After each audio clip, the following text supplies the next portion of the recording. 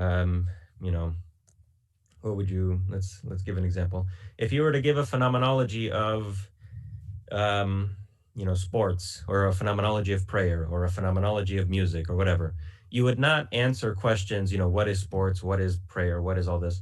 You would only answer those questions by returning to our experience of those things and describing as well as you can how we experience prayer or sports or whatever it might be.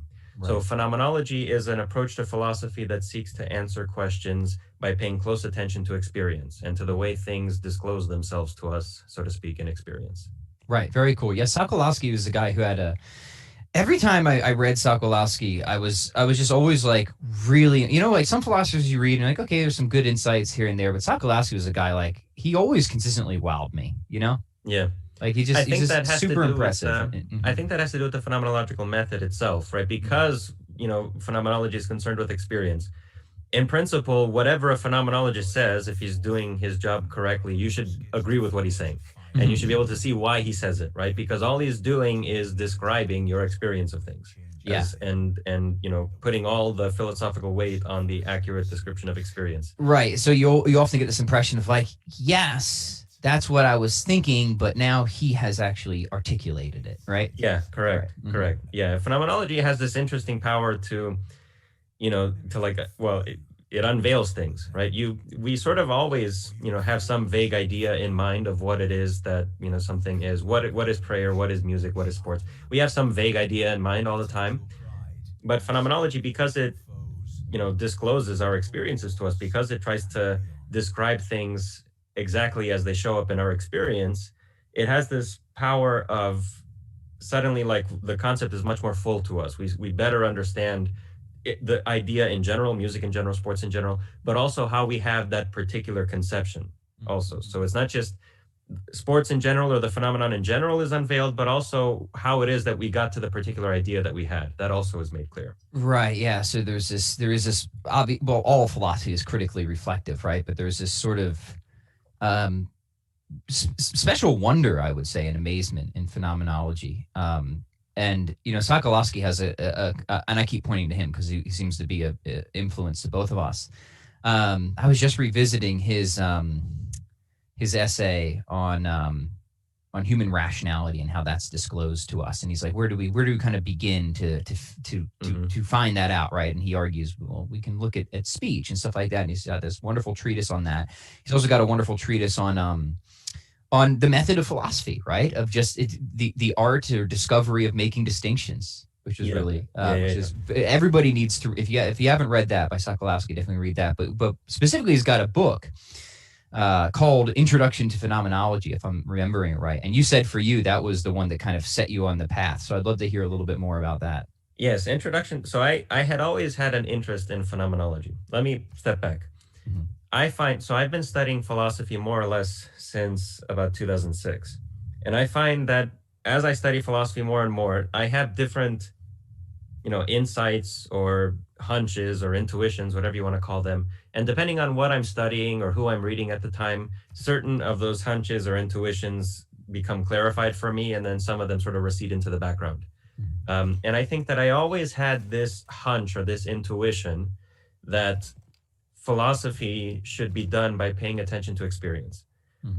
And I knew that that was in principle what phenomenology does, but the terminology of phenomenology was so obscure to me, and I had such a hard time understanding what these people were saying that I didn't bother to go with it.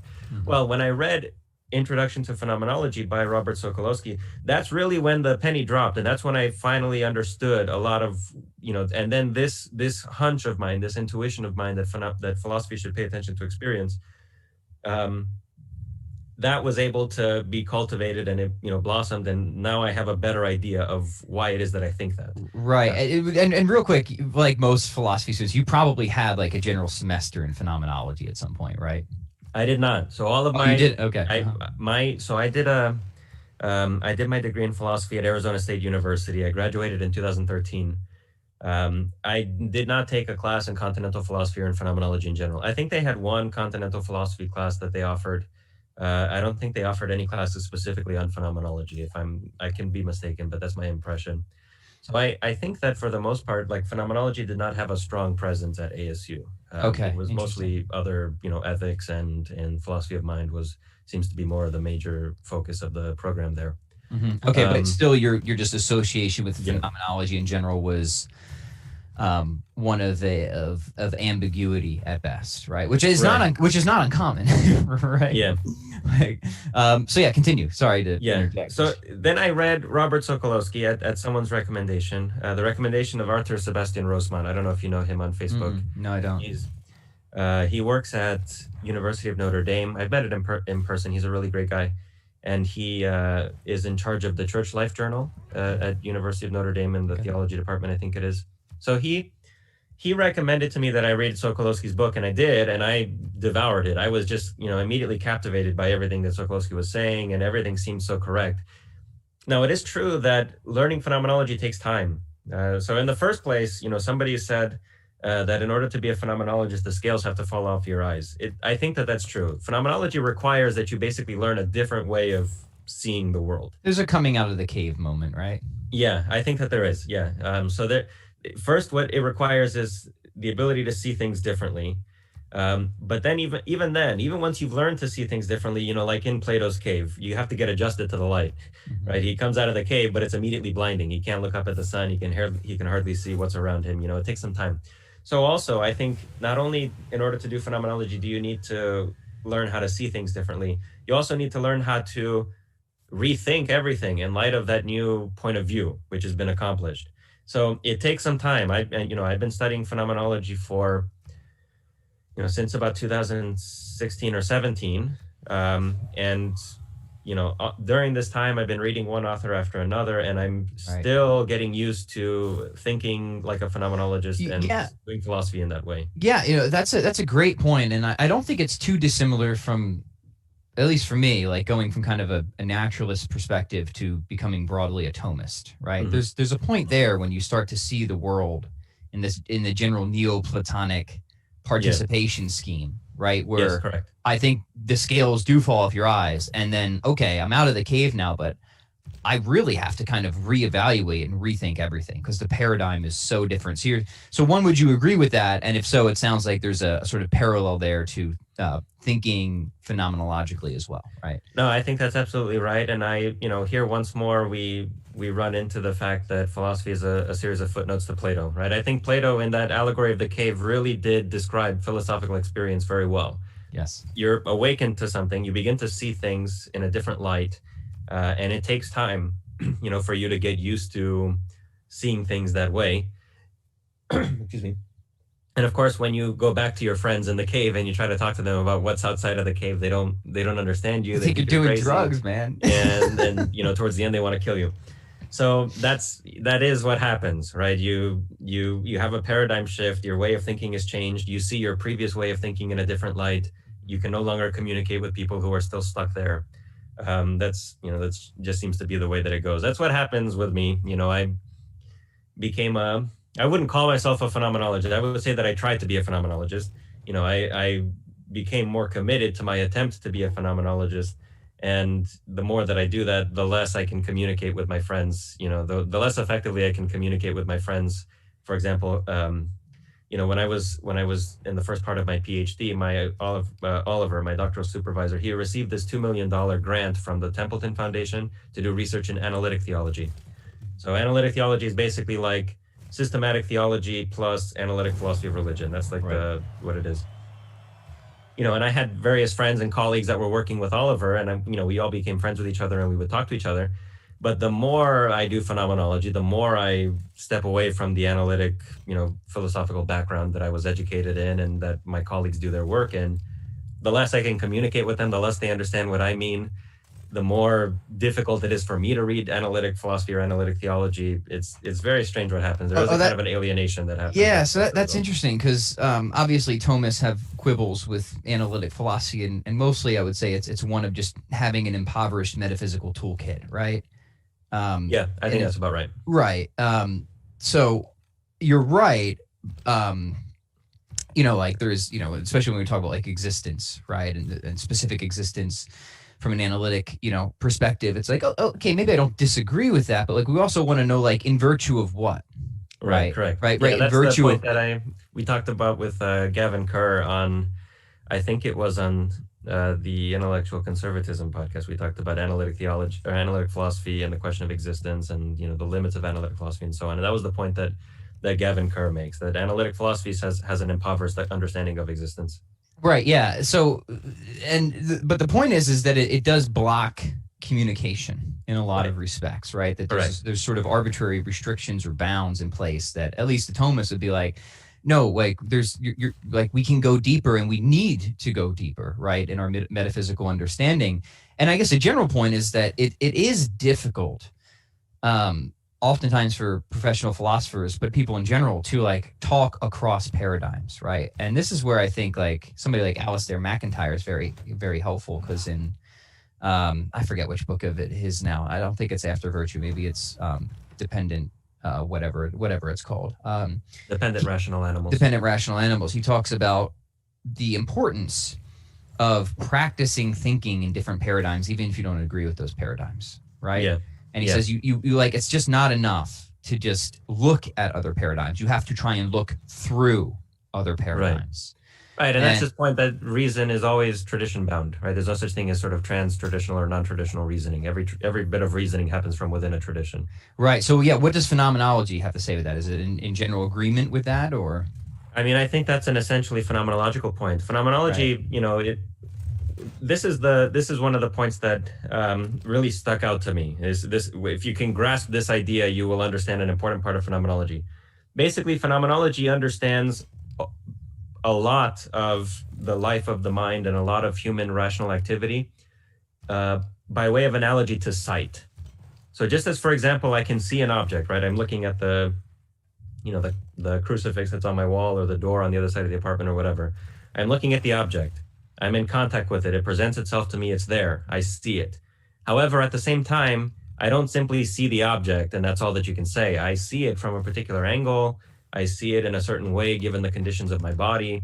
I understand what the crucifix is because I'm a Christian who lives in a Christian culture. If I were from a different culture or a different time, pre-Christian, I would have no idea what that is. It would seem very strange to me. You know, it looks blurry to me, not because it is blurry, but because my eyesight is bad and because I don't have my glasses on. You know, so like we have access to things, but the access that we have to things is conditioned in various ways by our bodies, for example, and by our ways of thinking.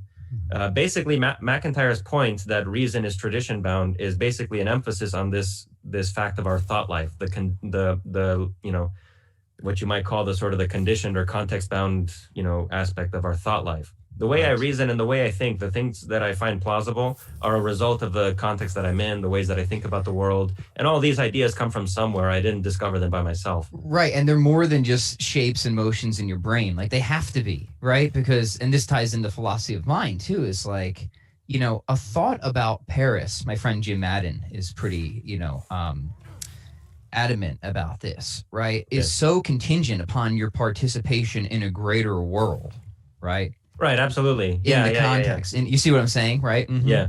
No, yeah. So phenomenology does not think at all of our consciousness as like this sort of like movie that is projected on the basis of, the movement of particles in our brain or anything like that. Phenomenology rejects all of that because it begins with consciousness. It doesn't begin with a scientific description of things or anything like that. You set all that aside when you do phenomenology. Right. And some phenomenologists, for example, like Maurice Merleau-Ponty, will even say, listen, science itself, in order for you to do science, you have to already be conscious of the world. Mm-hmm. The world already has to appear to you in your experience. You have to see things. You have to be able to think about them. And what you do in science is simply adopt a very narrow point of view on what it is that is presented to you in experience, and you try to describe it as well as you can from within the boundaries that you set. So you try to describe things merely according to their quantifiable, predictable qualities or whatever you want to call them. But that's not everything. That's not all of our experience. That's just a very slim portion of our experience. Right. The problem is that people think that once you've identified that part of experience, you've identified the origins of everything. And everything else. You've captured the whole picture, so to speak. Right, and that's not true.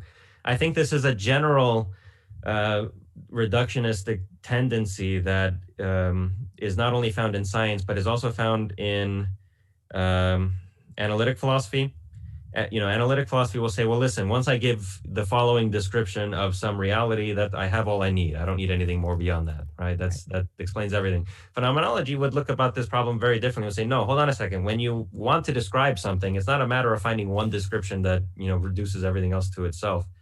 It's a matter of describing the thing in accordance with how it shows itself in experience. If I want to describe, if I have this coffee mug here in front of me, I can describe it in terms of its physical properties, but it would be stupid to think that that's everything, right? Yes. There's so much more to the mug than that. There's the fact that I can use it. There's the fact that there are, cats painted on it. There's the fact that it's... I've got a fox on mine. Yeah, there you go. Yeah.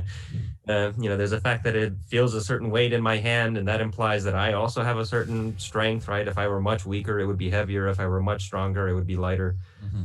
So, there's so much more that, the way things show themselves in experience is so much richer than merely what a scientific, physicalist description would offer. So the phenomenologist is going to say there's nothing wrong with the physical description of things, but that's just not the whole picture. And it's obviously not the whole picture because our experience reveals much more than just that. Right. Okay. So I'm having a blast with this, by the way. So this is a very fun conversation. So what would you say for somebody who's tracking at least so far, and they're like, yeah, like a lot of this sounds right to me and sounds interesting. But what are the upshots? What do we have to gain from taking a semester in phenomenology, if you will? Right? Well, the French philosopher Emmanuel Levinas said that the value of phenomenology is that it shows us where we are in the world. Precisely by paying close attention to our conscious experience, and I mean very close attention. I don't mean just like how things look to you from a certain angle, but very close attention to all the workings of consciousness and how it is that we even attain to consciousness of the world. It teaches us exactly where we are. It teaches us, for example, that we are, living beings that have a bodily aspect, that are constantly in contact with this world that's outside of us, and that is independent of, the points of view or the perceptions of any one of us in particular. It teaches us that our ways of thinking both make it possible for us to understand this world, but also hide certain aspects of the world from us. It teaches us that, our perceptions of things are only ever partial and incomplete, and they can always be completed by or supplemented by other perceptions of other persons with different points of view, looking at things from a different perspective. Basically, it teaches a whole worldview. It teaches basically this, this entire conception of human life in the world. And of course, phenomenologists disagree amongst themselves. Not all of them say exactly the same things. Not all of them agree with the analyses that the others give. But it certainly inspires a way of living. It makes you be a certain sort of person. Yeah. Yeah, and I appreciate all of that. I agree with all of that. So, okay, maybe now would be, unless there's anything else you want to say in general about phenomenology, should we pivot to your paper? I think the one thing I would like to say is that phenomenology, in order to do phenomenology, you cannot simply think of philosophical proposals as like propositions to be considered in the abstract. You have to learn how to reflect on your own experience. Phenomenology takes place from something that is called the phenomenological attitude or the transcendental attitude. And this is a particular point of view that you can take on your experience, which is different from the point of view that you have in everyday life. In everyday life, for example, I am merely concerned in what's called the natural attitude in philosophy. I'm merely concerned with things, right? I enter my room, I lock the door in the, to the apartment, I put my shoes on the, over where they go. I put my keys and my wallet in the same place as last time. I look, I find a book, on the ground. Must be that the Amazon delivery guy delivered it. I go into the refrigerator. I open up a can of, whatever. I drink something. I have breakfast. In everyday life, I am constantly looking outside of myself at the world. And I'm, my attention is jumping from one particular thing to another particular thing, right? I think of everything as an object that is out there in the world, that is just waiting for me to find it and to make use of it in whatever way. And it's called the natural attitude. Basically, we are outside of ourselves all the time. We're constantly concerned with something that's out there, whether it's another person or a thing or some project that we're working on or whatever it might be, where, our attention is always out there. Yeah. Now, phenomenology teaches that it's possible to take a different attitude on things.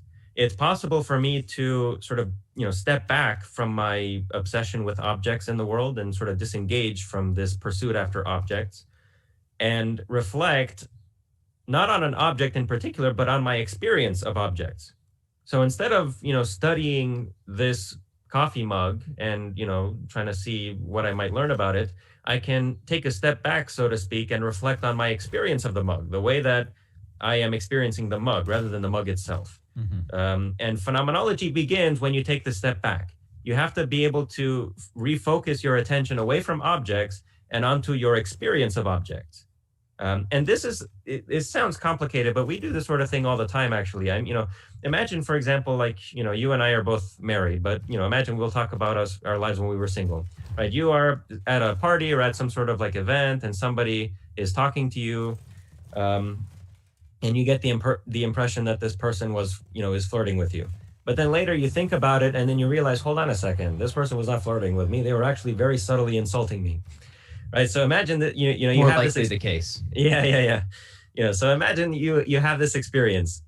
Basically, at that point, without realizing it, you are doing phenomenology, because what's happening is you're looking on some experience and you're reflecting on what actually that experience was. Right. You're making it explicit in a sense. Yeah, exactly. And you're, instead of being caught up with this other person who is talking to you, you're now reflecting on what that person says, what they looked like, how you interpreted what they said, whether there were other possible interpretations of what they said. So you're reflecting on the whole of the experience and you're noticing all the conditions in which it took place and which made it what it is.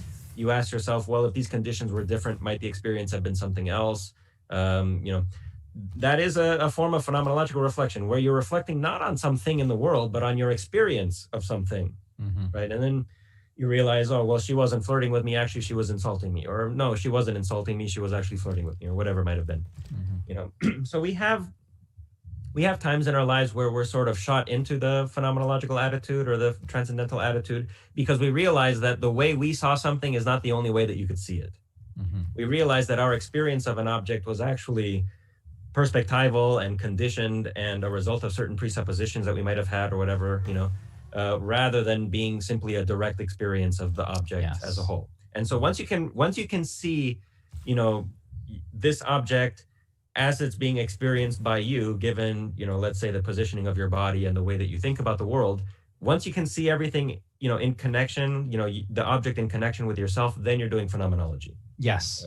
Awesome. Prior to that, you're just doing something else, right? But once you can see the object in relation to your own, particular subjectivity, then you're doing phenomenology. Yeah, it's meta, friends. Everyone loves the word meta, so. Yeah.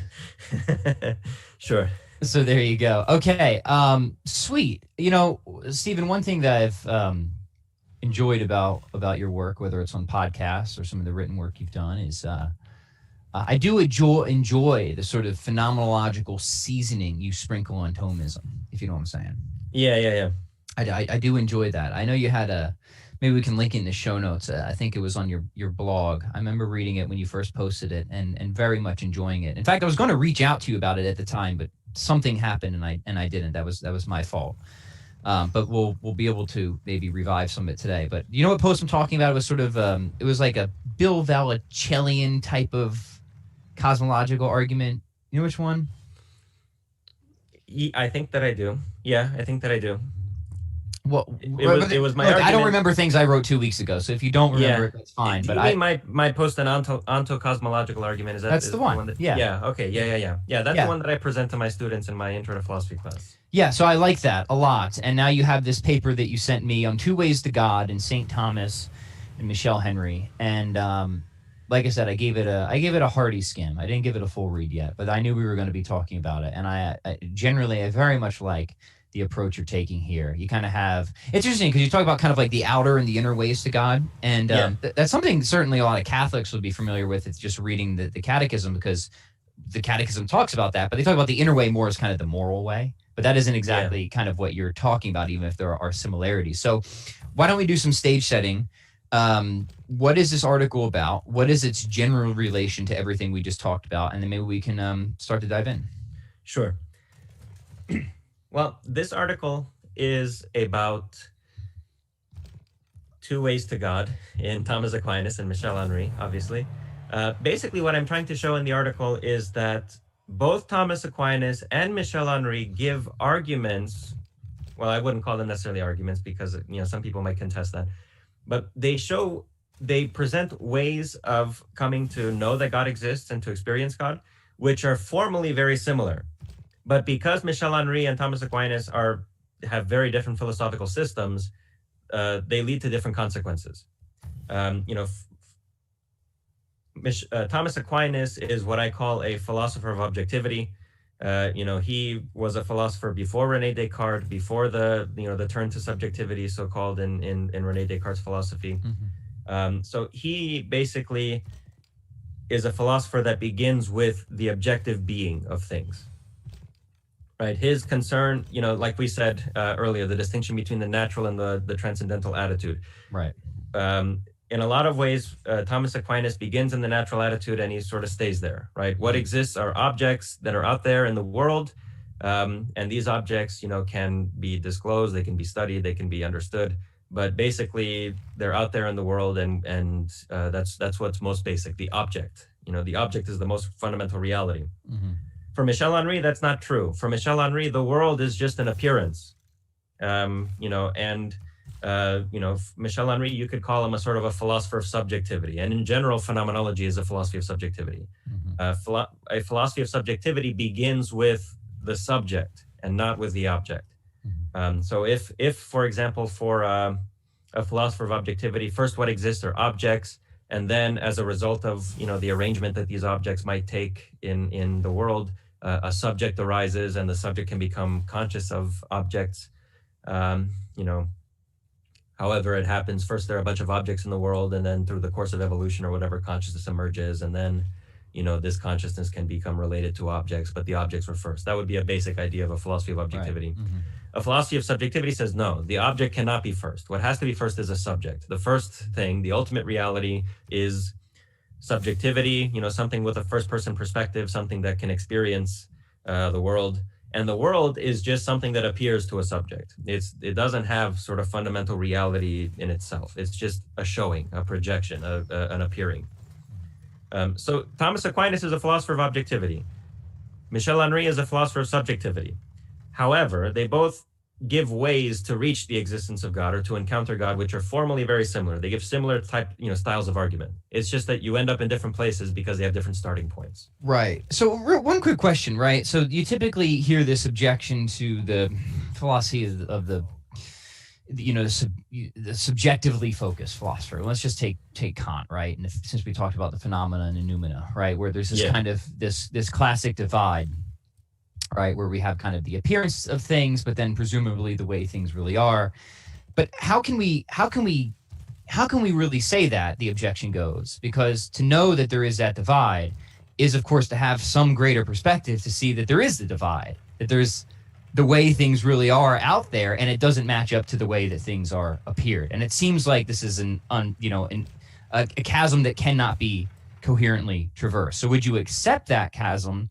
And if so, how do you think that traversal was made? Does that make sense? Yeah, that's a very good question. I mean, basically the idea is this. Okay, if we distinguish between the way things are and the way things look, how do you know that there is a way things are beyond the way things look? Why wouldn't you just have an appearance and that's it, right? Why not make the whole world into this sort of, Vedantic Maya illusion, Yeah, right. Or if they are different, then how would we know they're different without looking, right? Right, exactly. This is actually a common argument that phenomenologists offer against what you might call a representationalist idea of consciousness. So the representationalism says that what we experience is not the world. What we experience is a representation or an image of the world, which, however it is, it gets produced by us.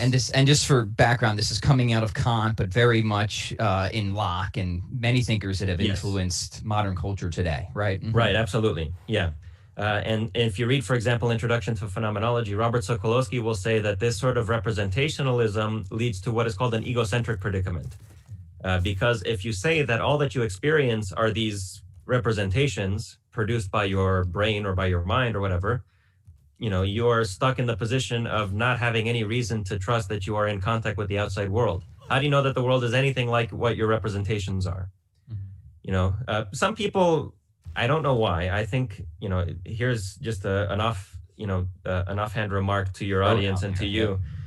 philosophers are some of the most irrationally biased persons out there. 100%. They're some of the most irrationally biased persons. So you will raise this objection. How do you know that your representations are adequate to reality? And it's like water off a duck's back. It doesn't even bother some people. Well, whatever. They don't care to answer the question because they're more committed to a philosophical perspective than they are to actually making sense of things. But yes. In my mind, this is the number one problem. How do I actually know that anything that I experience, in my consciousness, in my representational consciousness, is actually the way things are, or in any way adequate to real reality? I cannot know that in principle. Any experience that I have is just going to be one more representation. Right.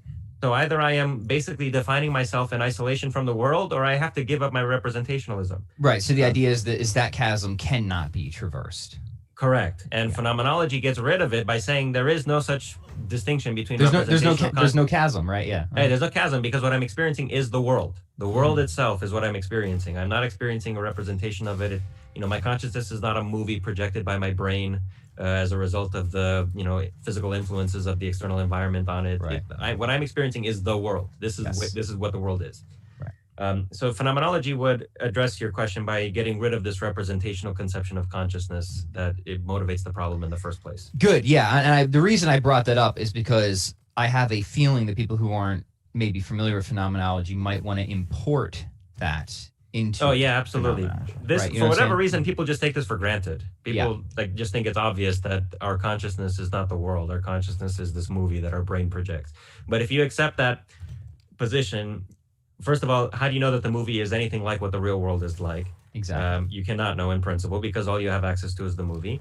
Right. And if all you have access to is the movie, then why even think that there's something beyond the movie? Why not just accept the movie and that's it?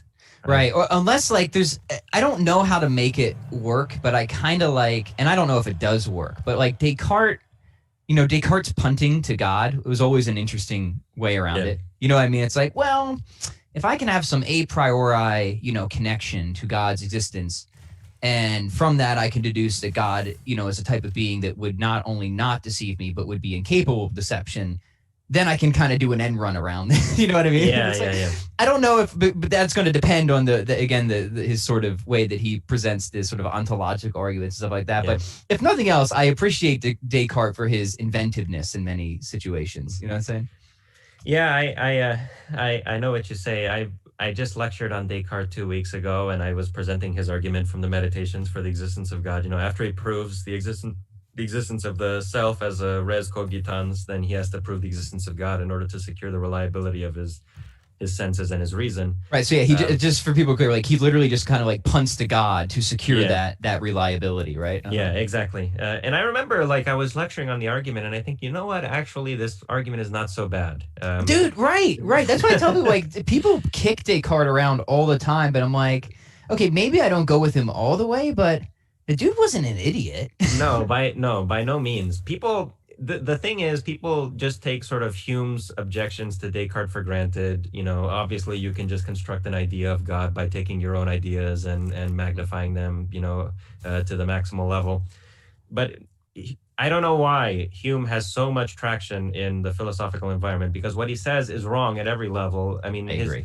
Hume is basically a very poor phenomenologist. He describes experience. He has to, because he's an empiricist, but he is so off. He's so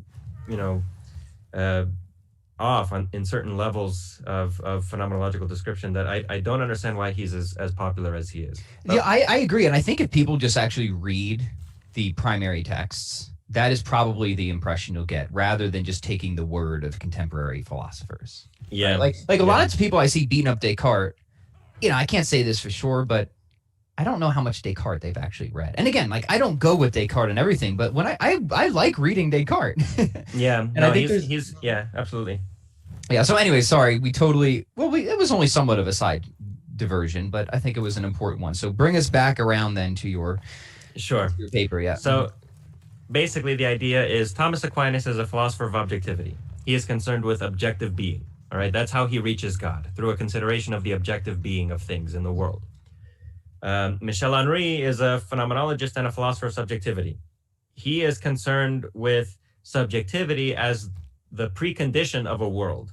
right? There cannot be a world unless there is subjectivity. And obviously by world, he does not mean a physical cosmos that operates according to natural laws. He means something even more basic than that. He means something that shows itself, right? This maximal milieu of appearance or horizon of all possible appearance, right? And the physical world is just one aspect of that. It's just one aspect of this greater context that appears to us in experience.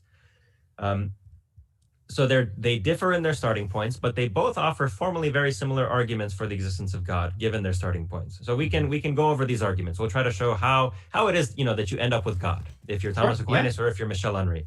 Beautiful. Let's do it. This will be great. If you're Thomas Aquinas, you end up with God by carefully paying attention to what it is, in virtue of which things exist. How, this coffee mug that I have, for example, how does this thing exist? What does it mean for this thing to exist? And Thomas Aquinas basically has three ideas that he constructs his argument from. One of them is the idea of I want to hold my coffee mug as you describe its existence to me. Yes. Just a moment. Let me open up my paper here because I have it on hand. My readers should be able to, my listeners should be able to fill in the details at this point because we've talked about Aquinas so much on this podcast. Yeah. I had it really a handy way of summarizing the argument in my paper. Here it goes. So the first thing that Thomas Aquinas talks about is the real distinction between essence and existence. All right, that's the first point. Essence is distinct from existence. This coffee mug, right? There's a distinction between what it is and the fact that it is, or that in virtue of which it is. As a coffee mug, it's an artifactual object. It has a certain shape. That shape is essential for it's doing what it's supposed to do. If it had a different shape, it wouldn't be able to hold coffee, or at least it wouldn't be able to hold coffee and make it drinkable as well as it does. It has to have a handle because otherwise the mug gets hot and I can't hold it if the mug is hot. So there are different things that I can know about the coffee mug, and there's a distinction between what it is and the fact that it is. Now, hold on a second. The essence of the coffee mug is one thing. The fact that the coffee mug exists is another. Right? There's a distinction here. I can know what a thing is and not know whether or not it exists. For example, I know what, if you take scientists and their hypothetical postulates that they develop for answering different scientific problems, the scientists who proposed the planet Vulcan, they knew exactly what Vulcan was. It was a planet, and it was supposed to be located at some point between the sun and the earth, right? But they didn't know whether it existed.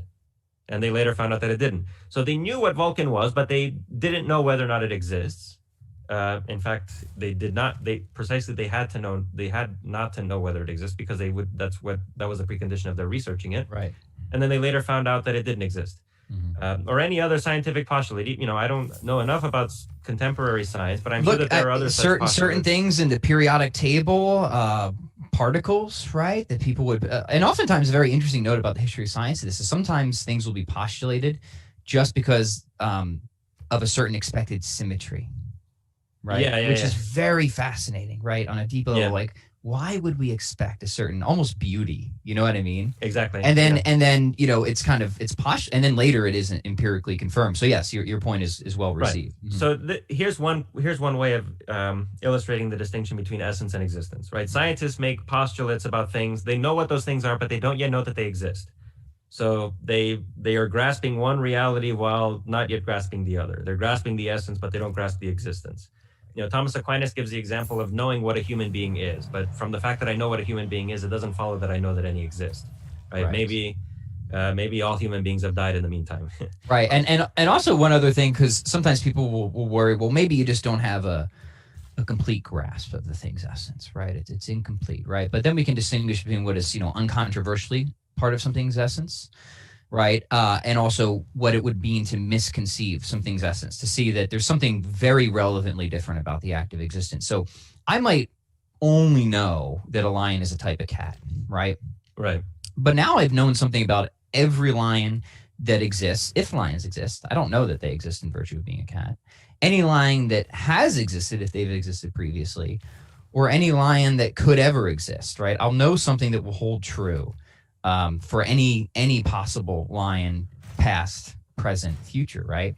But even if I know that a lion exists now, I don't know if a lion has always existed or if a lion will always exist in the future, right? So we're starting to see that there's something very relevantly different about existence, the very fact of existence of things. Same thing if I judge falsely, and this is kind of borrowing from David Oderberg, right? That a lion doesn't exist. It doesn't seem like I've misconceived what a lion is. In the same sense, if I think that a lion is a type of fish, right? If I say a lion is a type of fish, then there's clearly I've misconceived. But for the existence of a lion, I've just got something factually wrong that could have been true, right? Like lions could have just been annihilated, right? So I wanted to throw that in there because that's a very common objection. Yeah, absolutely. And here I think also the scales just have to fall from your eyes. You have to see that existence is something different from essence. Once you do see that, it becomes obvious. Yeah, clearly. Yeah, it's just like duh. Yeah, exactly. But getting a person to see that is difficult, and that's probably because they're thinking of existence as like this property that enters into the constitution of things and is a part of their essence. And existence is not that. Existence is, that in virtue of which this entire thing with all of its properties is there. Right. It's not one of those properties. It's that in virtue of which it's there in the world, if you want to interpret it phenomenologically. Yeah. So that's the first point. Thomas Aquinas distinguishes between essence and existence. Then he makes the point that existence is prior to essence. This is the second point. Existence is something more fundamental than essence. John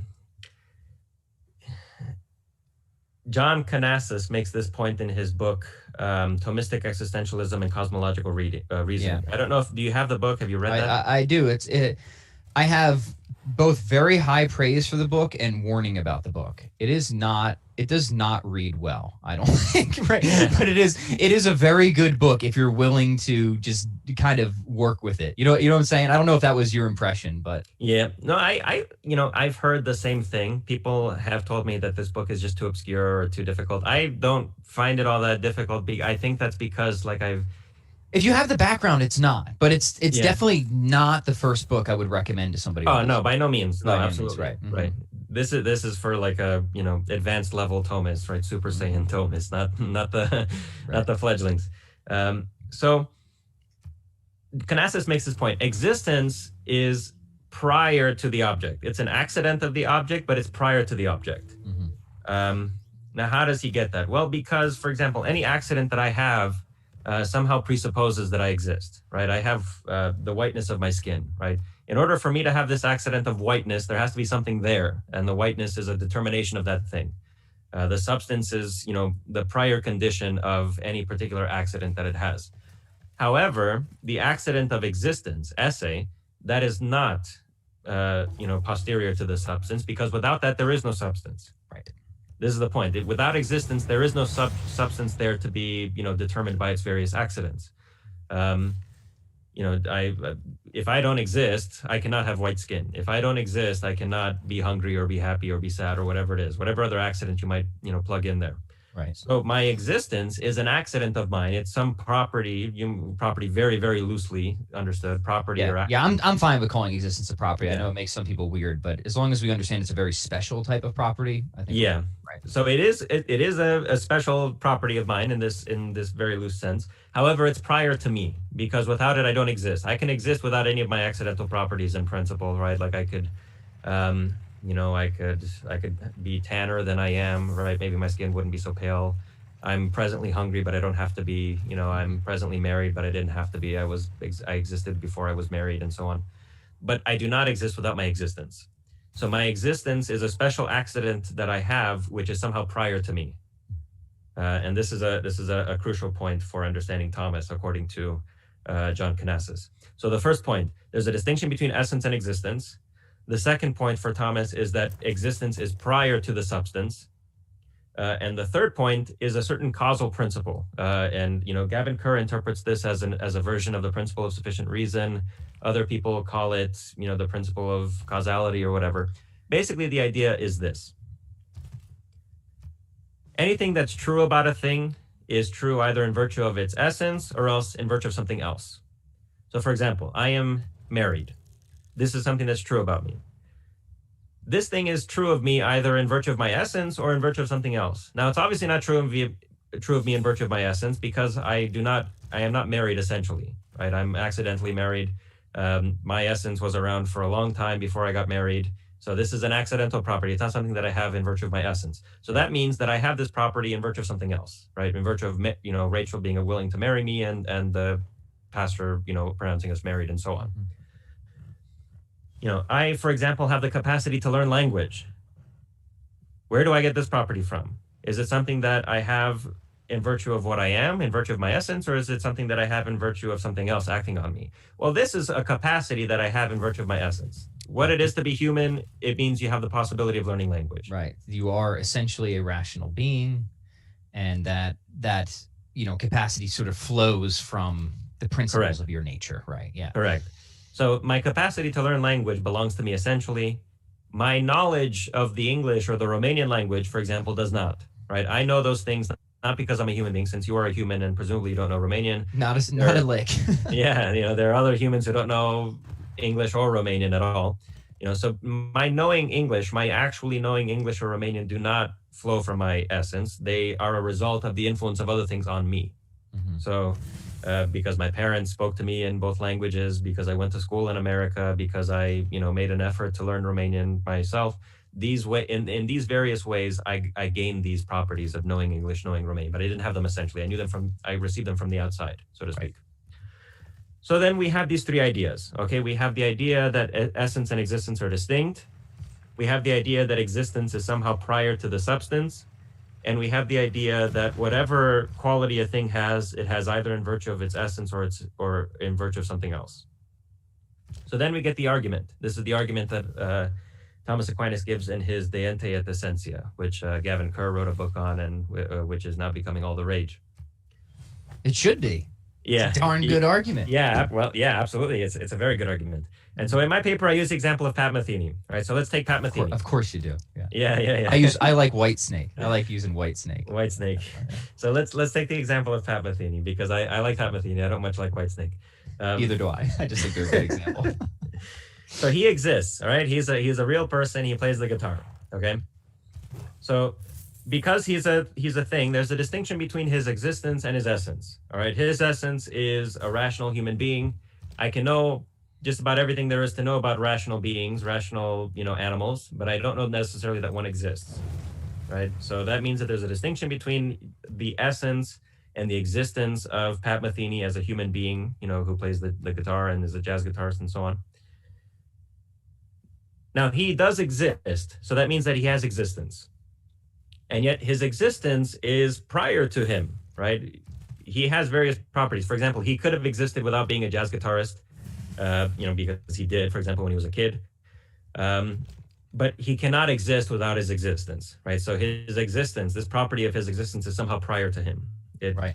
Now, let's pause on the word prior, just so people don't get confused and think like a separate temporal sequence. You know what I'm saying? No, we mean something more fundamental. Yes. Right. Mm-hmm. It means not only something more fundamental, but also to some extent, Pat Metheny's existence points toward him in a certain way, right? Pat Metheny exists in virtue of that existence and not somebody else.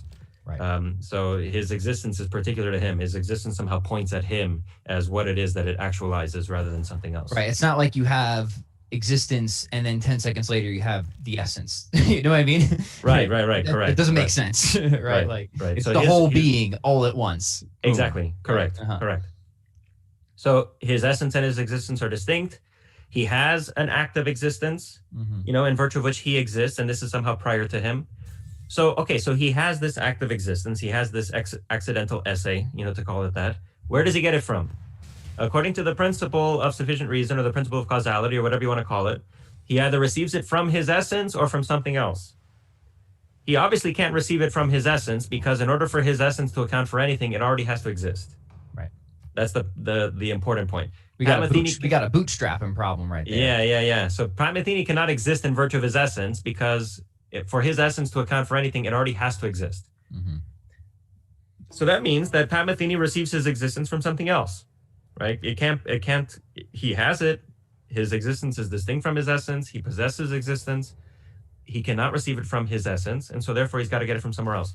Now, wherever he gets it from, it cannot be something which is similarly subject to this distinction between existence and essence. Mm-hmm. It has to be something whose essence just is to be. right? Who is just pure being, as Canassus calls him, and that's God. So this is how Thomas Aquinas gets to the existence of God on the basis of objects and their existence, right? He distinguishes between the existence and the essence of an object. He points out how the existence of the object is prior to that object in a certain important sense. And then he says, well, whatever accidents a thing has, it has to receive either from its essence or from something else. Right. And so because obviously a thing in which there is a distinction between essence and existence cannot receive its existence from its own essence, it's got to get it from God. Right. Now, if this sounds a little abstract, my friends, it's because it is. This is a proper metaphysical argument, right?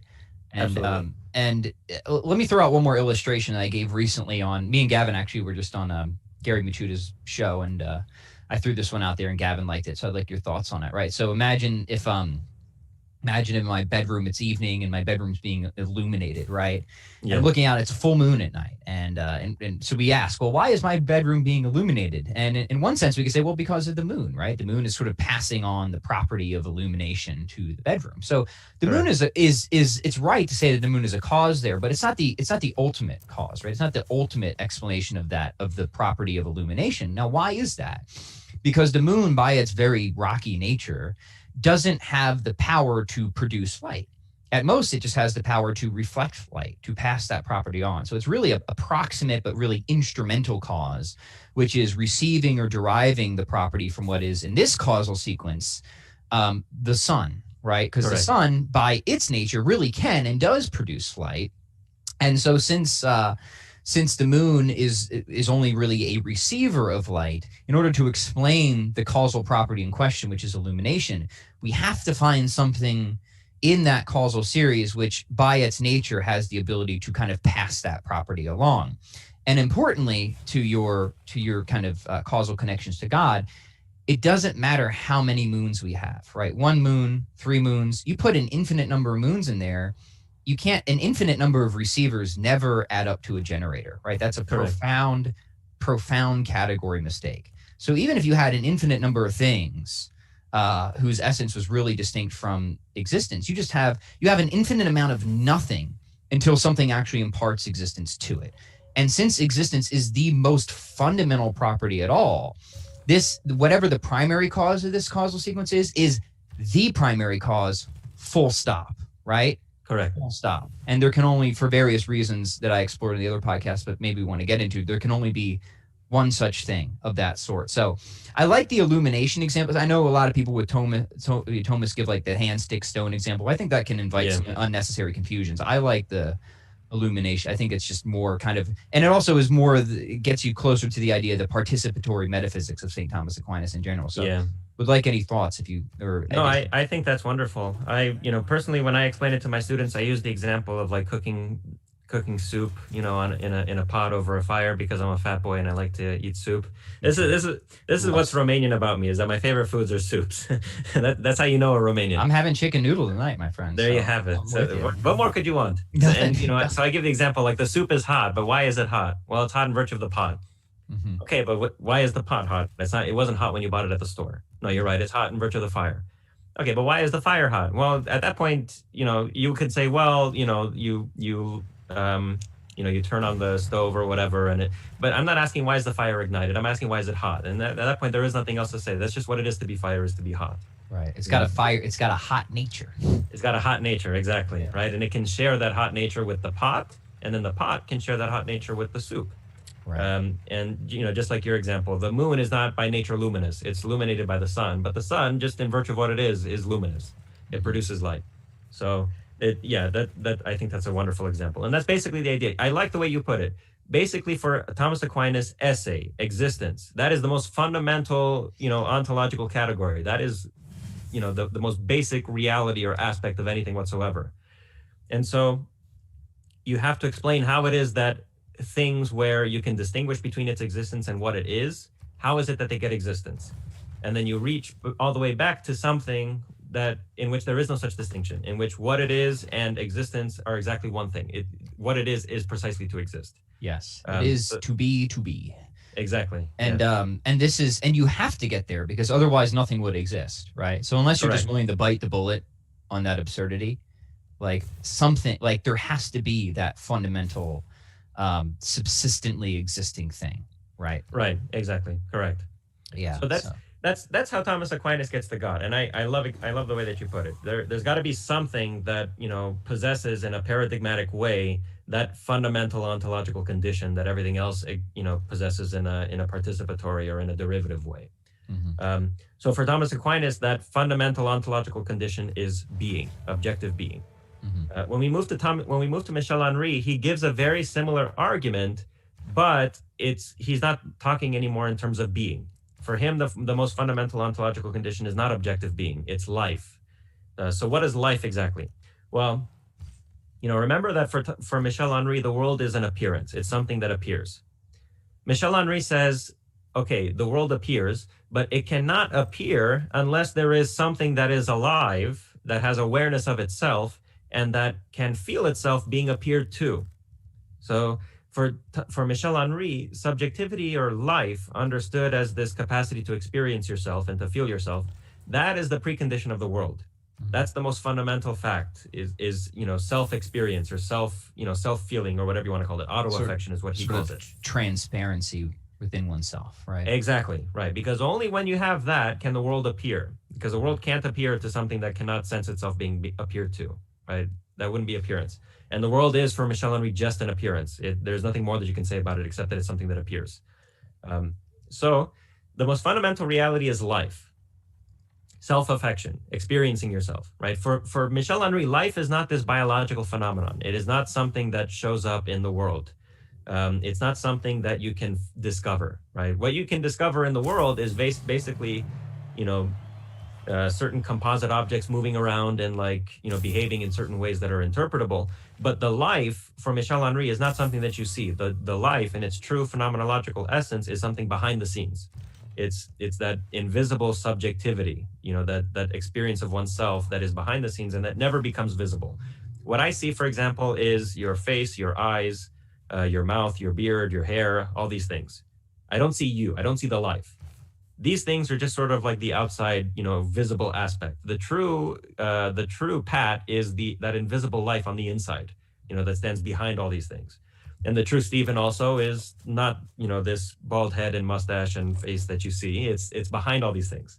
It's the invisible life, that subjectivity that senses itself immediately and without any sort of distance, just like in Descartes.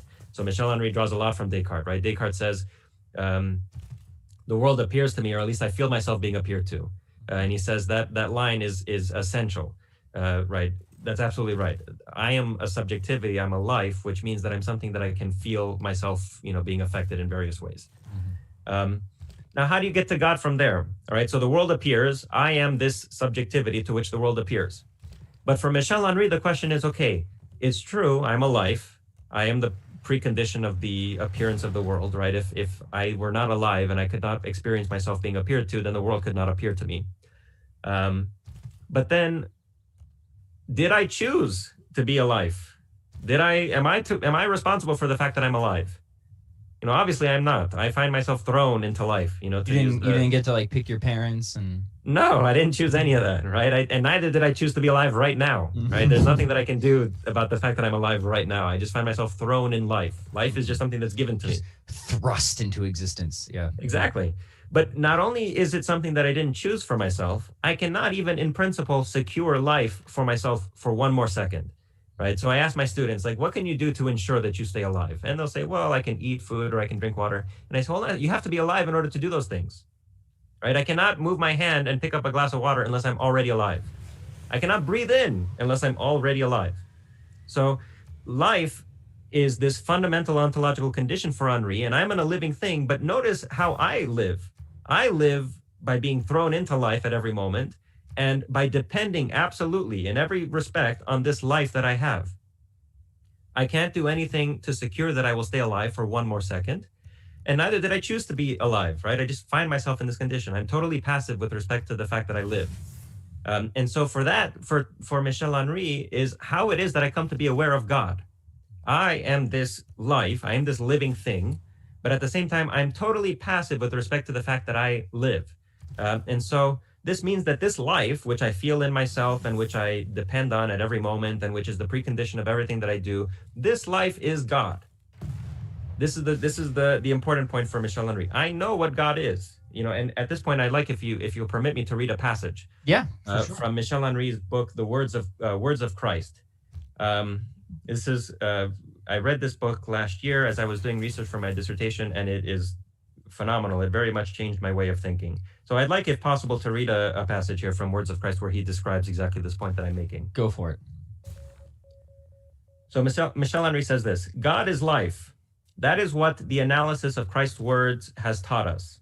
In this way, the connection of the prologue of John's Gospel to the direct teaching of Christ is confirmed.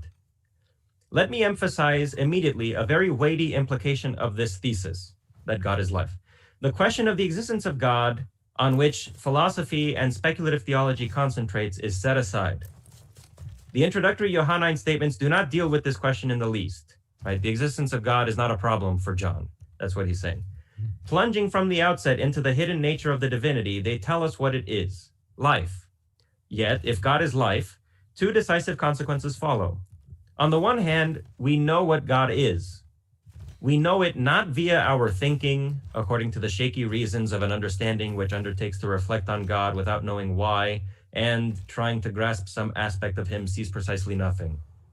We know it because we are living beings, and because living beings are living only if they carry life, with a capital L, life in themselves, not as a secret unknown to them, but as that itself which they experience without cease, as that in which they experience themselves, as their own essence and their very reality. If God is life, then, as Meister Eckhart will say, the human being, this living being in the life which we each are, is, quote, a human being who knows God, ein Gottwissender Mensch. Furthermore, this singular affirmation is formulated by Christ on several occasions as the Gospel of John progresses. Quote, I do not call you servants any longer, because the servant does not know what the master is doing. But I have called you friends, because I have made known to you everything that I have heard from my Father. End quote, John 15:15. The affirmation of human knowledge of God is even stronger, restored to its radical immanence, in all the texts where Christ prophesies the unity of all those who will be in him, one with him, like he himself is one with the Father. And yet, this is an important part. He says further, we can nevertheless not forget a distinction that imposed itself on us in detail in our preceding reflections, namely that which separates a finite life like ours from the infinite life which is that of God. A finite life is a life incapable of giving life to itself, of bringing itself into the marvelous condition of being a living being. Our life is not grounded in itself. We have seen how, living from a finite life, our flesh is marked by a lack, decimated by needs and desires which perpetually recur. No water stills our thirst. A yawning question arises: how can what is in itself deprived of the power of living nevertheless live? Left to itself, a finite life is impossible. Precisely because it does not carry in itself the power to live, our life can only live in the infinite life which does not cease to give it life. Ah, yes. So here you see right away the connection with Aquinas. He Right. says, we're living things. That is our essence. We're a life, a subjectivity that can experience itself. But at the same time, we didn't do anything to get into this condition, and neither can we secure it for ourselves. If you consider what we are, right, something that does not choose to be alive and that cannot secure its life for even 1 second, it is so clear that something like that, considered on its own, is an impossibility. Yeah. The only way that this thing can become a reality is if an absolute subsistent life gives this thing life, right? It sort of engenders it, is the phrase that Michel Henry uses. Right. Yeah, you can really see. I don't know much about. I'm not even going to try and pronounce it correctly with the beautiful French, that you do. But Henry, you can. I don't know if he's committed to a participation metaphysics, but if not, he sounds really close to it. Yes, absolutely. And so this is the point of my paper. You see in Michel Henry and Thomas Aquinas these arguments for the existence of God, which are formally very similar, but they have different ending points because, Thomas Aquinas begins on the outside, so to speak, with objective being, and Michel Henry begins on the inside with our life, which he says is the true essence of who we are, a living thing that experiences itself. Yeah. So one thing that I remember you noting in your paper, I think this is with Aquinas, I think this is right, but we need to spend some time thinking about it, is that in a sense, Aquinas is kind of like one click away from being an agnostic, right? Mm-hmm. In a sense. And that, as the good metaphysician he is, he proceeds analogically and apophatically, right? Kind of negating. He says a lot about, what God is not. He's not bounded. He's not restricted. He's not material. But at the same time, like, there's a lot we can unpack from Aquinas' argumentation about God. Like, we can kind of unlock the suite of divine attributes, including, and especially, something I know you've talked about and argued for and defended, which I always admire, is divine simplicity. Yeah. And as far as I'm concerned, like, if you're a metaphysician after ultimate explanations, it's divine simplicity or bust. Like, I really don't take these other proposals seriously, because we have these features of reality that cry out for some type of extrinsic explanation, metaphysical compositeness being the big one, right? Mm-hmm. And you're only going to be able to cash that out in, I think, a robust conception of divine simplicity, where pure actuality, subsistent being, enters the picture. And that is very clear to me. So whatever other puzzles remain about divine simplicity, distinctions about, intrinsic and extrinsic predications and contingent knowledge and creation, like, I think there's good answers to all that, but I think people often overlook what is the clear and obvious thing, because they get lost by the stuff that is very deep in the weeds, even if they don't see clear solutions to that. And that seems completely ass backwards to me, right? Yeah. Use what is clear first to shine light on what is unclear and mysterious. And so I'm kind of like sympathetic in a sense to, like, okay, once we kind of reach a certain point, I do kind of fade into at least a general agnosticism, right? Yeah. From the Thomistic perspective. And I go as far as we need to, I think, defeat the more serious objections. But after that, I think I am somewhat of an agnostic on a lot of other issues. But at the same time, it's not right to say that, and as some people think, that Aquinas doesn't give us a rich conception of God, because he does, right? Yes. Just, we have to remember that, especially when we talk about God's knowledge, it's something like knowledge as we know it. It's something like, for divine simplicity, this is always a common point of confusion. I want your thoughts on this in a minute, right? Yeah. Like, when we say God's knowledge is God's power, we don't mean knowledge like us is the same thing as knowledge as we experience it is the same thing as power as we experience it in God. That's deeply confused and missing the Thomistic picture. It's that whatever God's ontological basis is for God's power is the same thing as whatever the ontological basis is for God's justice, knowledge, wisdom, right? And that something like knowledge just is something like power in God, right? Because we're moving beyond compositeness in the hunt for ultimate explanations towards that which is absolutely ontologically simple. And then there's a fantastic and I think beautiful mystery in a lot of that. So we do, at some point, there's an agnosticism that clicks in. You see what I'm saying? I understand exactly what you mean, and I think that's exactly right. So in my paper, I make the point that although Thomas Aquinas and Michel Henry give formally very similar arguments, right? They identify some sort of fundamental ontological condition, and they distinguish between derivative, possessors of that ontological condition and a paradigmatic possessor. For Thomas Aquinas, the derivative possessor is the ens, right? The being, the form matter composite.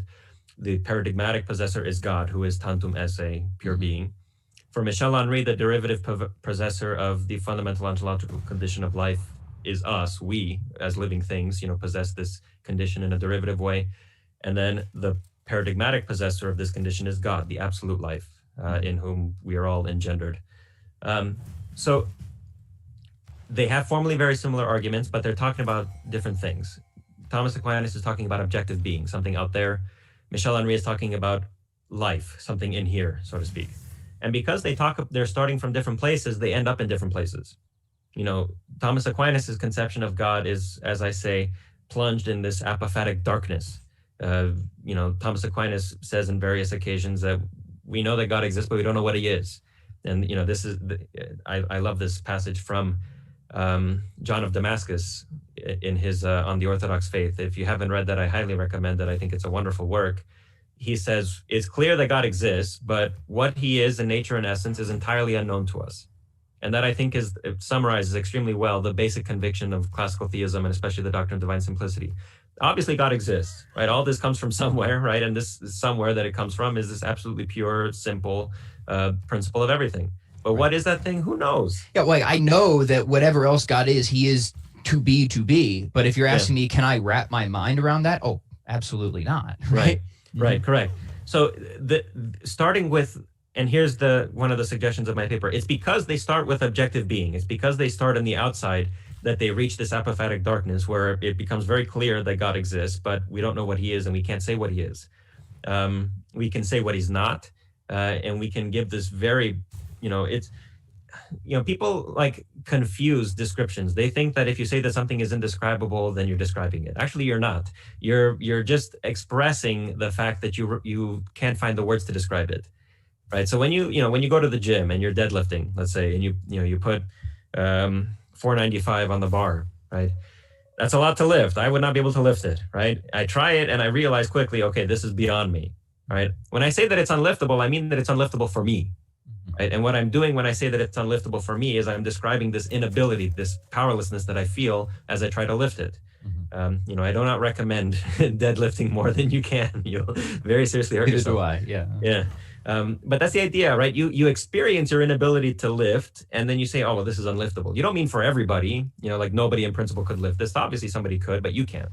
Right. And so when classical theists talk about the indescribability or the incomprehensibility of God, it's precisely because we understand what God is to some very limited extent, and we realize that, okay, if this is what he is, I can't really say much about him. I can't say that he has a will. I can't say that he has knowledge. I can't say this, and that, or at least not in the ordinary ways, because it would contradict this other thing that I know about him. Yeah, and this is in part why Aquinas and Thomists generally, I tend to actually be more sympathetic to ontological arguments than a number of Thomists. So, especially some of the more recent contemporary modal formulations. Put that aside, but the general Thomist critique is that yes, like if we could grasp the essence of God, we would see that God exists necessarily, right? But the only, person that grasps the essence of God is the one person who doesn't need to know that God exists. And that's God. Yeah, exactly. Yeah. He's the only person that doesn't need the ontological argument.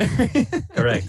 And there's definitely something true about that, right? Whatever else you want to say about ontological arguments is like, that's the general idea of like, yeah, only God fully comprehends the infinite plenitude of himself, right?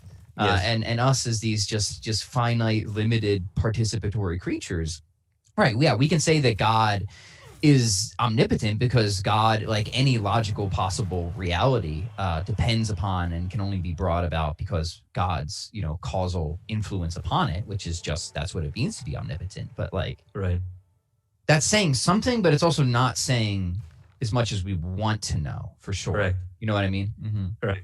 Yeah, I think that this is one of the points, when we talked earlier about getting out of Plato's cave and learning how to think in the new paradigm, becoming a classical theist means learning how to think in this more apophatic mode. Because people, and analogical mode. I have to stress that because this is one of those things where like trying to talk paradigms with people who aren't classical theists.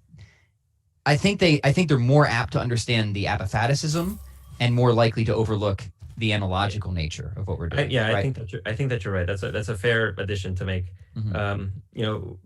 When I was studying philosophy of religion as an undergrad, I was a classical theist. I became a classical theist basically during my sophomore year, but at first I wasn't. And so I thought about discussions about God's omnipotence or his omniscience in a sort of a typical way. Well, what does it mean for God to be omnipotent? Well, you might give some sort of analysis of this, in terms of like the sort of powers that we have, only, his power extends over possible worlds or whatever, blah, blah, blah. Mm-hmm. As you become a classical theist and as you understand better, the incomprehensibility of the divine essence, you realize, well, hold on a second. It really doesn't make sense to talk about the divine power in these words, in these terms. Right. It doesn't. It doesn't start from God. It starts from what I experience as yes, power. That's exactly right. The process that you previously described is, again, I hate to use the language, but it's ass backwards, right? Like we don't start with like some trying to figure out what omnipotence is and then see if like there's some being out there that lines up to that. No, we start with carving reality at its joints metaphysically, getting to an ultimate explanation and seeing that ultimate explanation just is the ultimate explanation that grounds the existence of any other reality and makes and grounds the possibility of any logically possible reality. And that's where omnipotence comes from, right? Correct. We arrive at omnipotence in that sense. We don't start with omnipotence and then try and like, what's looking omnipotent today? Yeah. No, I think you're absolutely right. And this is a point that I bring up again and again. People have this prior idea of what God is, and then they try to see if anything in reality matches up with that. And if it doesn't happen, then God doesn't exist. Right. That's confused. Classical theism does not start with that way. Classical theism says what is at the bottom level of reality. That is God. That's what I mean by God. When Christ comes into the world and he teaches us to pray to God as our Father, he's talking about that. He's not talking about some other thing, right? This other idea that I had, which may or may not correspond to anything. He's talking about that fundamental, bottom level of reality on which everything depends and from which everything comes. That's what I'm supposed to pray to, right? So there's a confusion here between, like the idea of God and the referent of God, right? Yes. I confuse God the referent with God my idea of him. And I think, well, if nothing corresponds to this idea in reality, then there must not be any God. That's not true. God in reality, that's what you're supposed to find, not some idea in your head, right? Your ideas are stupid. They could be wrong, right? Turn to reality, turn to what it is that's actually out there. And then you will understand, what classical theism is talking about when it says God. Right. And I think that's exactly right. Yeah, no, that's great. I'm glad we got to highlight that because hopefully that will help better conversations to flow in the future. Yes. So yes. Okay. So a wonderful excursion there. So let's maybe get back to I think like the general thrust of your paper is out there, and I think it's very fascinating and seeing these parallels. But what else do we want to say about these approaches? Yes. So like I was saying, the difference between the approaches translates into a difference in what we know about God. For Thomas Aquinas, we do not know very much at all about God because, I think actually that the reason why we don't know very much about God is because of his distinction between essence and existence. Essence, Thomas Aquinas makes clear, essence is what I know about a thing. And I can know a whole lot about a thing without knowing whether or not it exists. So the existence of something is not the knowable part. It's some other thing, right? It's that is connected somehow to what it is that I know about a thing. Yeah. Now, when I reach God, I reach an reality whose essence just is to exist. So it's not a surprise at all that I don't know what God is, because I've posited that he does not have an essence, a knowable essence, apart from his existence. His essence just is existence. And so in that case, it's not a surprise at all that I don't know what God is, right? The unknowability of God, his incomprehensibility, that fate basically was decided as soon as we distinguished between existence and essence at the beginning. Right, yeah. And so much of our, all of our experience really comes down to understanding things that are bounded, restricted, right? Yes, absolutely. That act is limited by potency. I love the way that Father Norris Clark puts it, such a great existential thinker, right? Is that like, it's a little poetic way of putting about it, but I think this is, it's just so important to realize that like, when we're talking about God, like we're at bedrock here, friends. Like we've got like a fingertip grasp at best, right? So sometimes like you just got to bring in poetic language and whatever tools you can at some point. You know what I mean? It's like, just imagine God is like thinking up the world, right? And he's the fullness, the infinite plenitude of being itself. And that every essence is really just a set of minuses, right? It's just a set of minuses. Like this thing exists and is like me, but in this limited way. This thing exists and is like me, but in this finite way. This thing is like me, but in this restricted way. This thing is like me, but this bounded way. So anything that God creates, right, since there can only be one being that just is subsistent existence itself, is always going to be infinitely less than God. Even the most powerful creature, the devil, if we want to think it's that, right?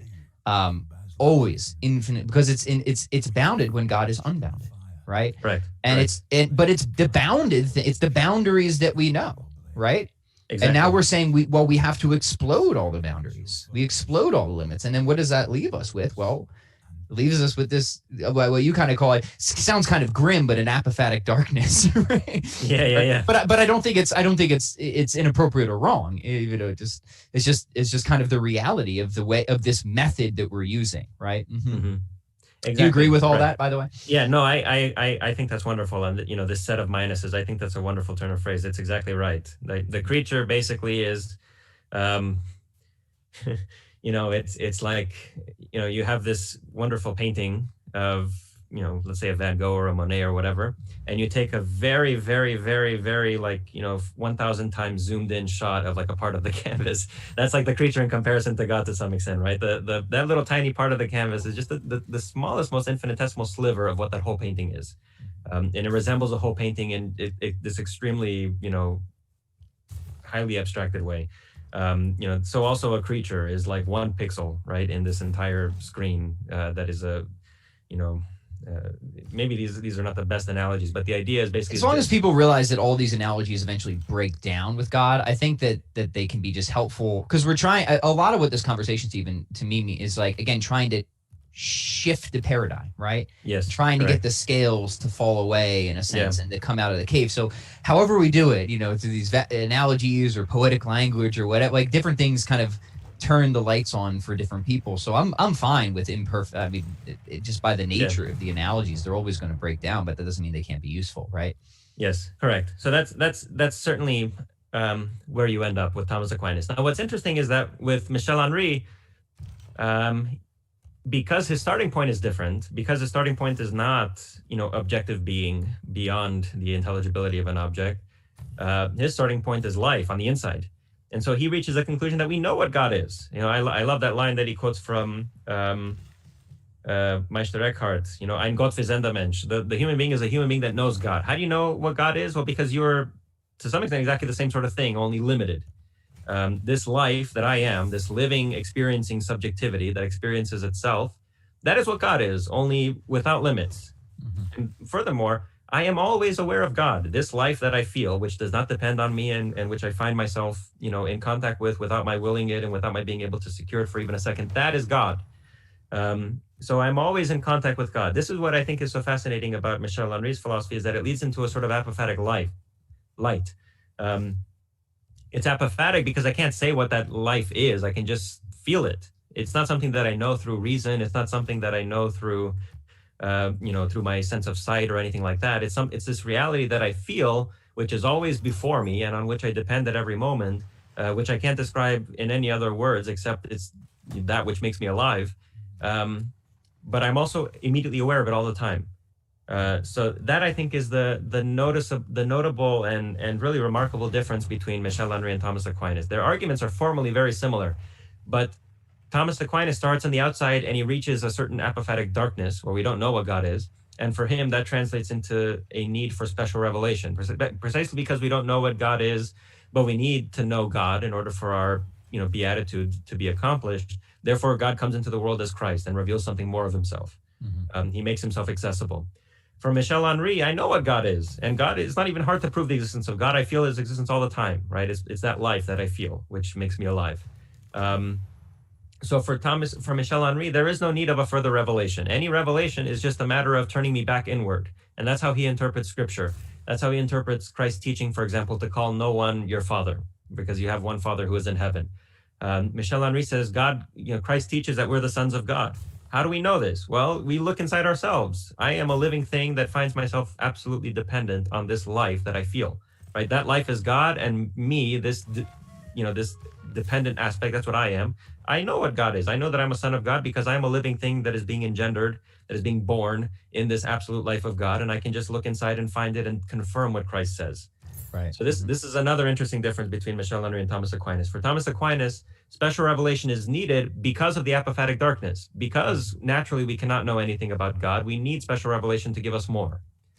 For Michel Henry, we know what God is, and we can know what God is just by reflecting inward. The problem is we don't know how to think about ourselves in these terms. I feel myself to be alive. I feel a certain power over my faculties. I don't notice that my life is a precondition of what I do. I think that this life is just a power that I have. It's just this property that I have that inheres in me, and that's it. And so I forget of this fact of my absolute dependence. I think of myself as this independent reality that can make use of the materials of the world in whatever way I please. And I forget he calls this forgetting the condition of the son. I forget that I am a son of God, being constantly held in life by God, who is the absolute life on which I depend. Mm-hmm. I look at my life as just like, strength or a property that I have, and I can use it as long as I have it, and I don't get it from anywhere. It just belongs in me. Right. So let me ask you this: would it be fair? Because I don't want to go too much deeper into the theology of it, especially because we're going to have you and Brian discuss this soon. Yes. So stay tuned, gentle listeners, because we're going to have a nice dialogue with Stephen and Brian Basong on just theological fallibility and all this or that. But would this be a fair summary that where Aquinas would say we need special revelation because it is a revelation? Would Henry say something, we need special revelation because it is a reminder? I think that's close. I think that's very close to, yes. Christ comes into the world to remind us of something. If I'm wrong, just tell me I'm wrong. No. I think that's right. No, I think you're right. For Michel Henry, the words of Christ, serve to remind us of our true nature as sons of God. Mm-hmm. He would say Christ doesn't come into the world to do anything new that was needed. He comes into the world and he teaches us about who we are to help us remember this, because this is something that's always available to us. I can always just sit and notice that I am this sliver of absolute dependence, which is in contact with this life that makes me alive. I can always know. I just have to. Which I think a lot of Thomists would be sympathetic with that in the general broad strokes. Yes. Of course, there's this whole transcendental philosophy that comes along with it in Henri, but it's not. It is it's basically what Thomas Aquinas says about the ends, about the form matter composite and its dependence on being. For Michel Henry, this is something that I can sense within myself. I am this living thing which participates in this life that is always present to me. Yeah. But cool. It's just that for Henry, what Christ teaches is a turn inward. Christ teaches us, notice these things about yourself. You are not this, autonomous creature with existential inertia that lives in the world and can do whatever it wants. No, every moment you depend on God. Realize this about yourself, and everything will change. Right. So I think that's where the difference lies. Very cool. Well, this is a great part. Just to kind of maybe hang a lantern on that, because we'll be able to pick that thread up once next week or whenever we're talking with Brian, or 2 weeks from now. I forget the date. So awesome there. Man, this has been a blast. I really enjoyed this, and I think we got a lot of good stuff on the table. I certainly have just Michel Henry is just very interesting. Somebody I have not spent adequate time with, so I appreciate you sharing this paper and the insights there. What are some of your summary thoughts? Anything else that you think that we're missing, or that you'd like to mention about anything and everything we've talked about so far, whether going all the way back to phenomenology in general or the paper? Well, I think that people, if anybody is interested in what Michel Henry says, I always recommend that people read Words of Christ. He wrote so a lot of Michel Henry can be very abstract and obscure, and people can find it hard to sort of get through. But Words of Christ is extremely accessible, and it summarizes the basic points of his philosophy in a way that you can pick up. If you have some familiarity with philosophy, but you're not necessarily well-read in phenomenology, I think Words of Christ can really be good. Great. A good introduction into his thought. So that's what I would recommend. Well, we'll link that in the show notes along with the other resources that we've talked about. But for you, Stephen, you've got a YouTube channel. Do you have the podcast up and running yet? Or tell the listeners all the ways that they can connect with you and follow your work. So I have one project that I plan on releasing if, Lord willing, I am given the PhD. It's called Christ is for Everyone. The tagline of the project, Christ is for Everyone, the tagline is celebrating the goodness of life and the love of Christ. And what this website will be is basically resources, devotional biblical commentary, maybe apologetic and philosophical resources for helping people see how the teachings of Christ give us abundant life, a joy that cannot be taken away from us, a peace that the world cannot offer, and a knowledge of the truth that makes us free. So these are 4 things that Christ tells us about his teachings and about what he seeks to bring. And my goal with this website or ministry, whatever you want to call it, Christ is for Everyone, is to help people see how the teachings of Christ bring us all these things. Beautiful. So that's something that's going to be in the future, and there will be a podcast attached to it. And I think that I will attach my Words of Life podcast to this project as well. Very cool. That's in the future. It's not available just yet, but it's going to come out. Great. Well, when it does, we'll have you back on and we'll chat about it. So, Stephen Nemish, thank you so much, man. This has been an absolute blast. Thank you for having me. I really enjoyed it.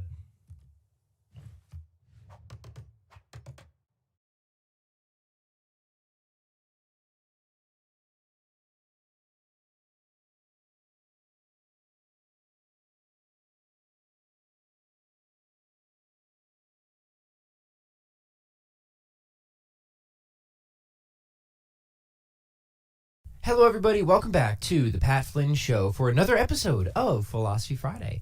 I'm actually going to share with you a recent appearance I made with my good friend, Dr. Gavin Kerr, on Gary Michuda's radio show to discuss Aquinas' argument from the De Ante et Essentia, Aquinas' little-known way to God, as I like to call it. This is a really important work to be familiar with if you are interested in the thought of St. Thomas Aquinas, because it precedes, he wrote this when he was in like his early 30s, so what am I doing with my life? But it precedes and informs so much of his later work. It helps you to understand the way that Aquinas understands reality metaphysically. So I'm not going to give away too much, but we give the broad strokes of the argument in this episode. It was live radio, so unfortunately time management is a little bit hard, so we didn't get everything in, but it's going to be a series. So Gary's going to have us back on to finish it, and then we're going to talk about each of Aquinas' famous 5 ways, and specifically why you need to interpret the 5 ways through an understanding of the De Ante argument, sometimes also known as the argument from existence. So, I guess that's probably all I'm going to say for the intro for now, but I hope you enjoy this episode. I will link some other resources on the show notes page over at chroniclesofstrength.com. I just wrote a blog post on Aquinas and causal reasoning and per se causal series. Just, it's very important that you kind of get the fundamentals right with Aquinas, or else you're going to be apt to misunderstand his actual argumentation. You have to kind of really roll up your sleeves and do the background work and the metaphysics. So I have some blog posts there that I think will be helpful, supplementary. And then not too long ago, Gavin and I did like a 2.5-hour episode specifically on this topic. So if you want to go even deeper, I'll link that. I think it was called Arguing Essence and Existence with Dr. Gavin Kerr. So this will be a good introductory episode. I hope you enjoy the kind of back and forth between Gavin and myself. And I thought it was appropriate and worth sharing, especially because we celebrated the feast day of St. Thomas Aquinas just yesterday. So, okay, here we go. Here's my appearance with Dr. Gavin Kerr on Gary Michuda's radio show. Like to join the conversation? Call 888-526-2151. Here's Gary. And welcome back, everybody, to Hands-On Apologetics. Does God exist? Can we know that God exists?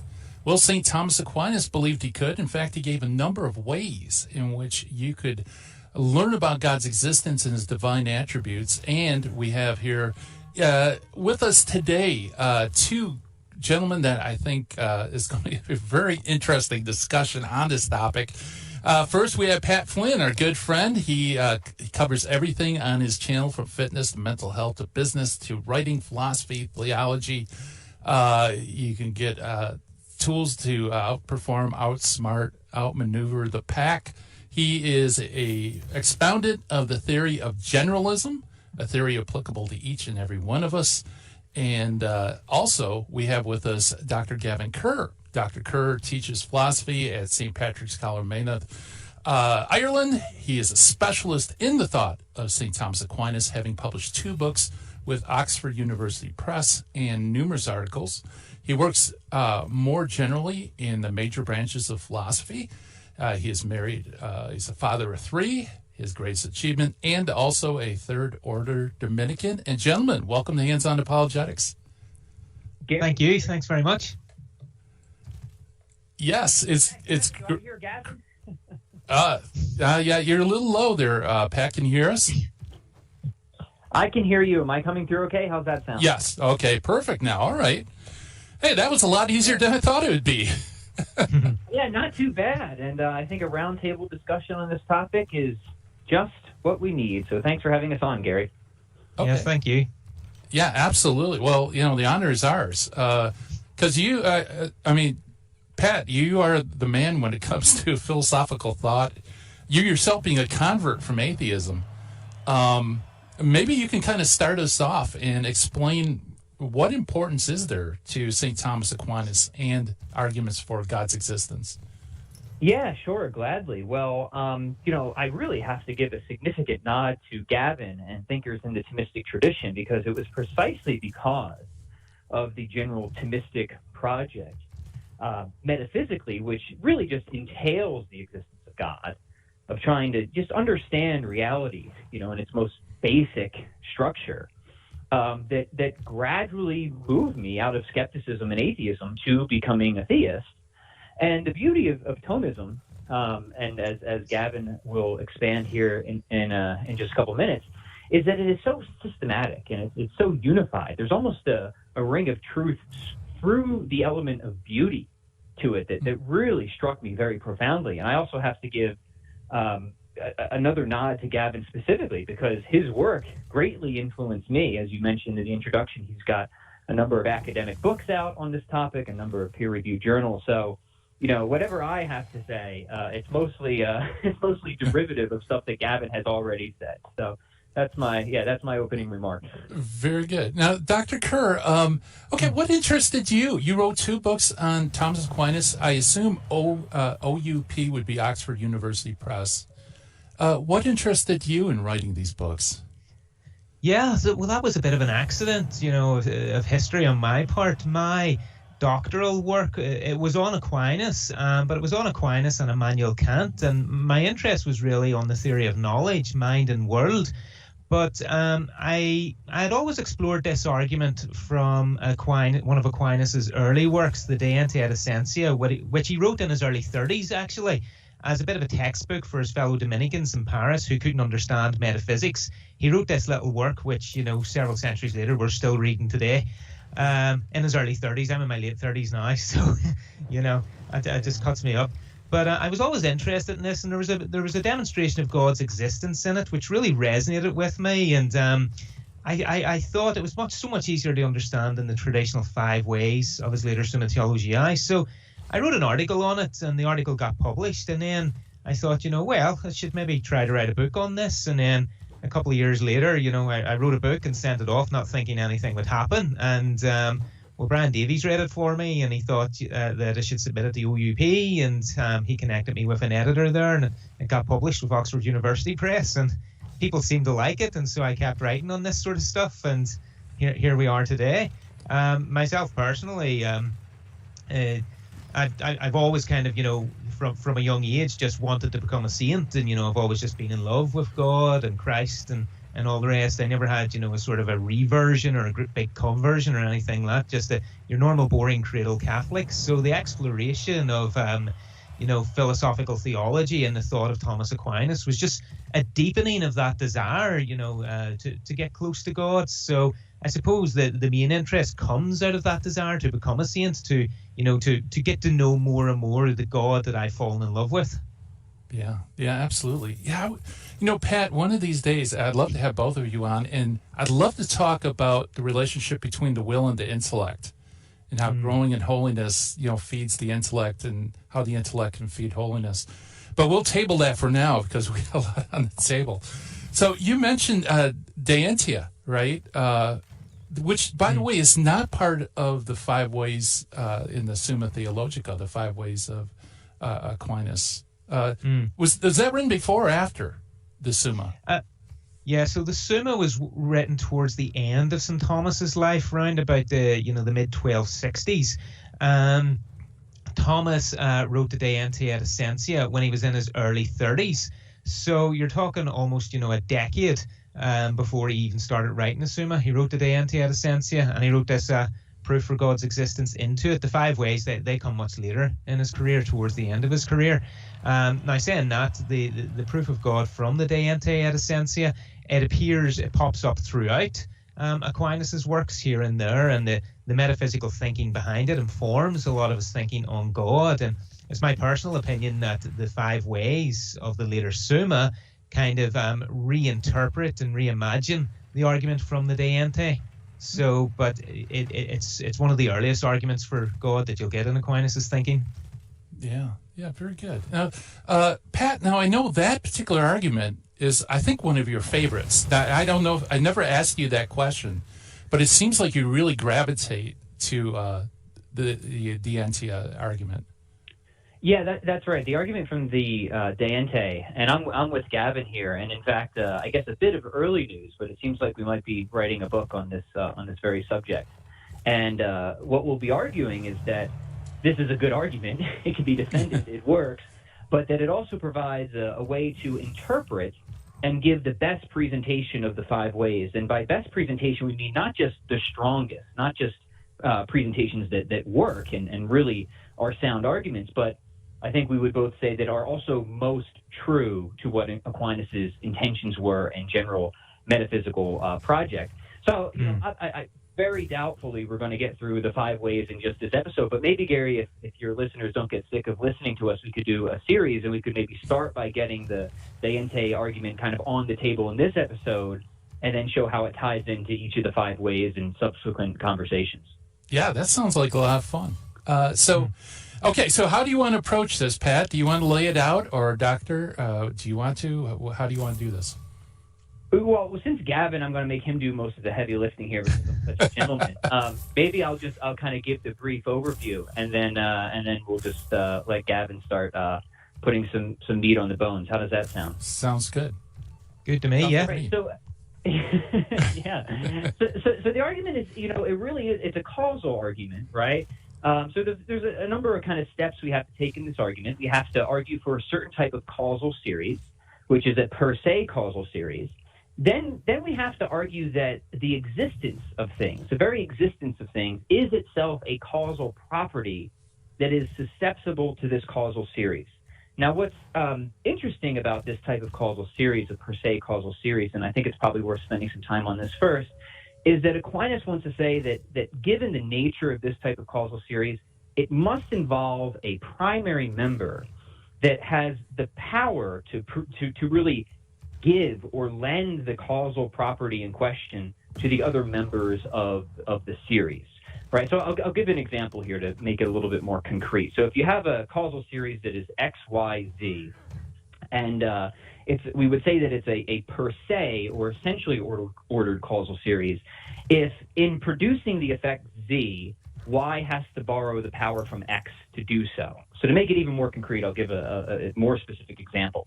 If I'm standing in my bedroom at night and it's being illuminated by the moon, we can ask, well, what is the cause of the illumination? And in one sense, well, it is the moon, right? But that isn't really the cause of the causality of the series. And the causality of the series is, of course, illumination.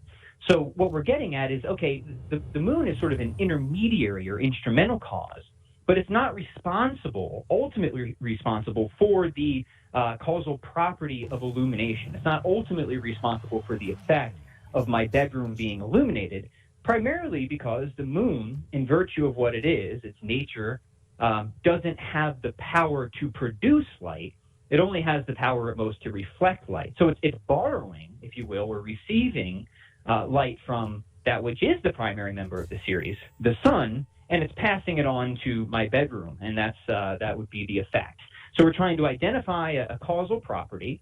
In this sense, it would be some form of illumination.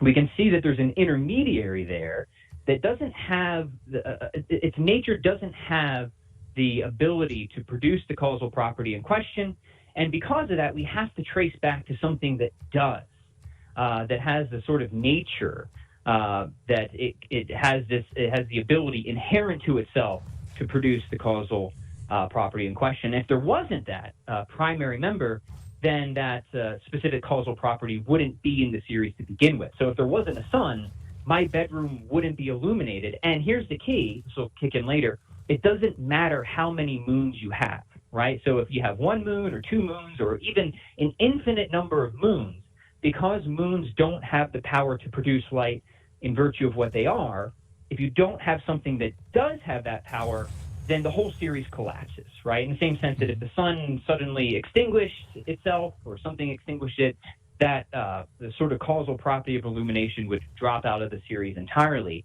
And the reason that that's important is because if we can argue that existence is something that is caused in things, and if we can argue that this is going to be susceptible to that type of causal reasoning, a per se causal reasoning, then we're going to have to get back to something that really exists in virtue of what it is, whose essence or nature just is subsistent existence itself, and imparts existence to everything else that has, as we'll get into, a real distinction between what it is and the fact that it is, its essence and its active existence. So I know I just threw a bunch on the table there, so why don't I just try and let Gavin clean up some of my mess? Yeah, well, actually, we're coming up to the break, so that's good. So you basically put all the weights on the bar, and you're going to have Dr. Gavin start pumping iron. And we're going to do that, by the way, on the other side of the break. For those just tuning in, we're talking about Aquinas' ways to God, and we're going to be looking specifically at his argument from existence and essence. And with us, we have Pat Flynn of the Pat Flynn Show, and also Dr. Gavin Kerr. More to come on this other side of the break, folks. You don't want to miss it. You're listening to Hands On Apologetics. Stay tuned.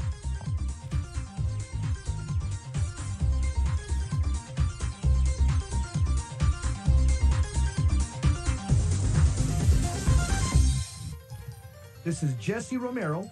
You're listening to Hands On Apologetics with Gary Machuda on Virgin Most Powerful Radio. And welcome back, everybody. Hands On Apologetics. We are chatting with Pat Flynn and Dr. Gavin Kerr about Aquinas' ways to God, specifically his argument from existence and essence. And Pat, yeah, so you loaded up the bar. So this will be easy for Dr. Kerr. Actually, where would you start, Dr. Kerr, if you were explaining this to someone who has minimal philosophical, background? How would you explain this argument? Yeah, I would more or less explain it the way Pat explained it there. I would begin by accounting for that specific kind of causal series that Pat articulated, the per se causal series. Now, the example that I usually give is the mind moving the hand to move the stick to move the stone. But I'm very pleased that Pat used the example of the sun, because this idea that all creatures are related to God as cause in the way that all things on earth are related to the sun through being illuminated is one which was very close to Aquinas, and it was part of the sort of Platonic and Neoplatonic influences that Thomas had.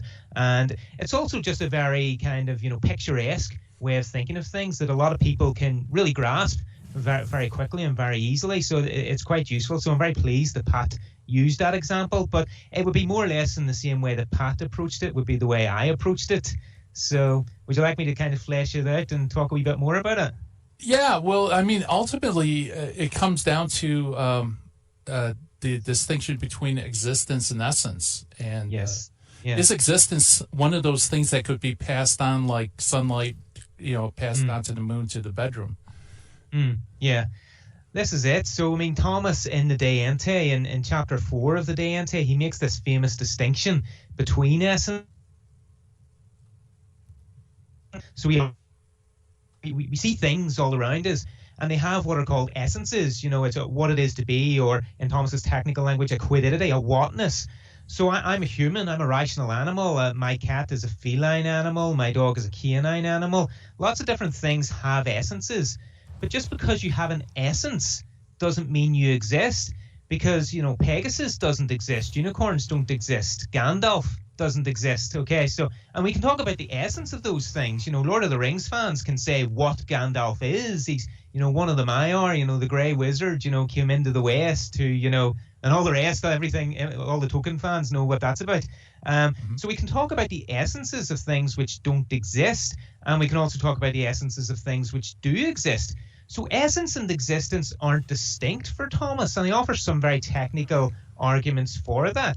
But the best way to think about how essence and existence relate to each other in Thomas's thinking is to use that sort of example that Pat used by means of illumination, because just later in the De Ente he talks about existence being present in things the way the atmosphere is illuminated by the light of the sun. Essences wouldn't exist. Things which have essences, they wouldn't exist unless they are, in a sense, illuminated by existence, by what Thomas calls esse, which is just the Latin for to be, which is sometimes translated as the act of existence. So things wouldn't be unless they had this act of existence, and it is distinct from their essences. They merely participate in it in the way that, say, things on earth participate in the light of the sun. And that's what sort of kickstarts Thomas off on this sort of causal reasoning about God's existence, because he asks, if things have existence, well, where do they get it from? Okay, I mean, we don't have it essentially. We don't have it in virtue of what we are. So we can't, we can't give existence to ourselves. There's other sorts of features that we do have essentially in virtue of what we are. The one example Thomas gives is the ability to laugh. I'm able to laugh because, I'm rational and I find things funny. So given the sort of thing that I am, a rational animal, I am able to laugh. That's, characteristic of me that I have in virtue of what I am. But I don't have existence in that way, because existence isn't any part of my essence. It doesn't just emerge from my essence. Rather, it is what makes my essence to be something real in the world, as opposed to, say, a T-Rex or, any other sort of dinosaur. It doesn't have existence, so it's not in the world. So existence is derived from some sort of extrinsic principle. And then Thomas just considers, okay, right, well, what's that extrinsic principle like? And that's where we get into that sort of causal reasoning that Pat outlined. Because Thomas holds, well, there's a kind of causal series, and he calls it a per se ordered causal series, where you have the members of the series and they don't possess the causal reality of the series in virtue of what they are in themselves. So they've got causality, they have existence or motion or whatever, causality you're thinking of. They have the causality, but they don't have it essentially. And if they don't have it essentially, well, we need something which causes that causality in them. Now, unless we have some sort of cause which does possess the causality essentially, then the causality that all those other things have non-essentially is unexplained. There's nothing which causes it. It would be like having, things which are dependent with nothing on which to depend. And so one example of this sort of series is, think of, a mind moving the hand to move the sticks, to move the stone. So you go to the golf course, you're the mental agent. You move your hands to swing the club, to move the golf ball. Well, the ball, the club, and the hands, they're immobile. They're motionless unless they're moved by the mental agent. So they don't have motion in virtue of what they are. They participate in the motion that the mental agent gives to them. And the mental agent, just being an agent, is able to originate motion. He is able to just give motion to things in virtue of what he is. That's what it is to be a mental agent. Take away the mental agent, the hands, the club, and the ball, they're motionless. So let's say you go to the golf club and you start your swing, and then let's say, something happens and you fall down dead. Well, the motion just drops out of the series. There's no series after that. And that's what a per se series is like. You take away, if there's no primary cause, there is no causality in the series. Well, in the series that we're sort of considering, the causality is existence, which things don't have essentially. So existence is related to things the way motion is related to the hands, the stick, and the stone, and, the golf player going to the golf course and swinging the club. Unless there is a primary cause that essentially has the causality of the series, you just wouldn't have that series in question. This series in question here is existing things. So unless there is some sort of primary cause which essentially has existence or is pure existence itself, then things just wouldn't have existence. They would have nothing to participate in. If you remove the sun from the solar system, then nothing would be illuminated within the solar system. That's the sort of idea that Thomas is getting at. And so this primary cause then is pure existence itself. Yeah, great explanation. So in a way, Patrick's analogy of the sun illuminating the moon, which illuminated the bedroom, if the sun's gone, of course, the illumination's gone. But if you're talking about existence, if that being that is both, has as its nature existence itself, if that's not in the series, then there's nothing else. There's no second, third, or fourth. There's no moon. Exactly. There's no bedroom. Yeah. Exactly. So the fact that things exist kind of points to the fact that there must be this kind of being. That's very good. Exactly. Yeah. Yeah. Because without it, there's nothing. Yeah. And just to add a quick note here, it's so important to understand what Aquinas means by a per se causal series, because once you understand the nature of that series, you understand why it's not susceptible to an infinite regress.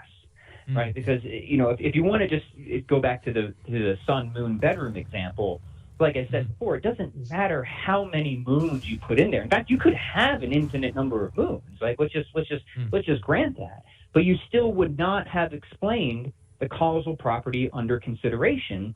And it doesn't, like, you can keep adding moons all day long, but it would be a category mistake to think that that's ever going to amount to an adequate, sufficient explanation, because the moons are just passive receivers.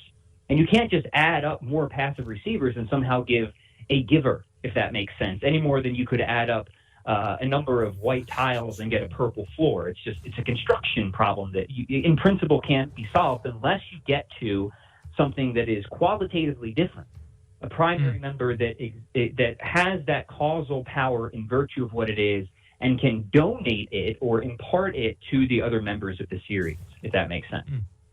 Yeah. Yeah. And if I could just follow up on what Pat said there, if that'd be okay.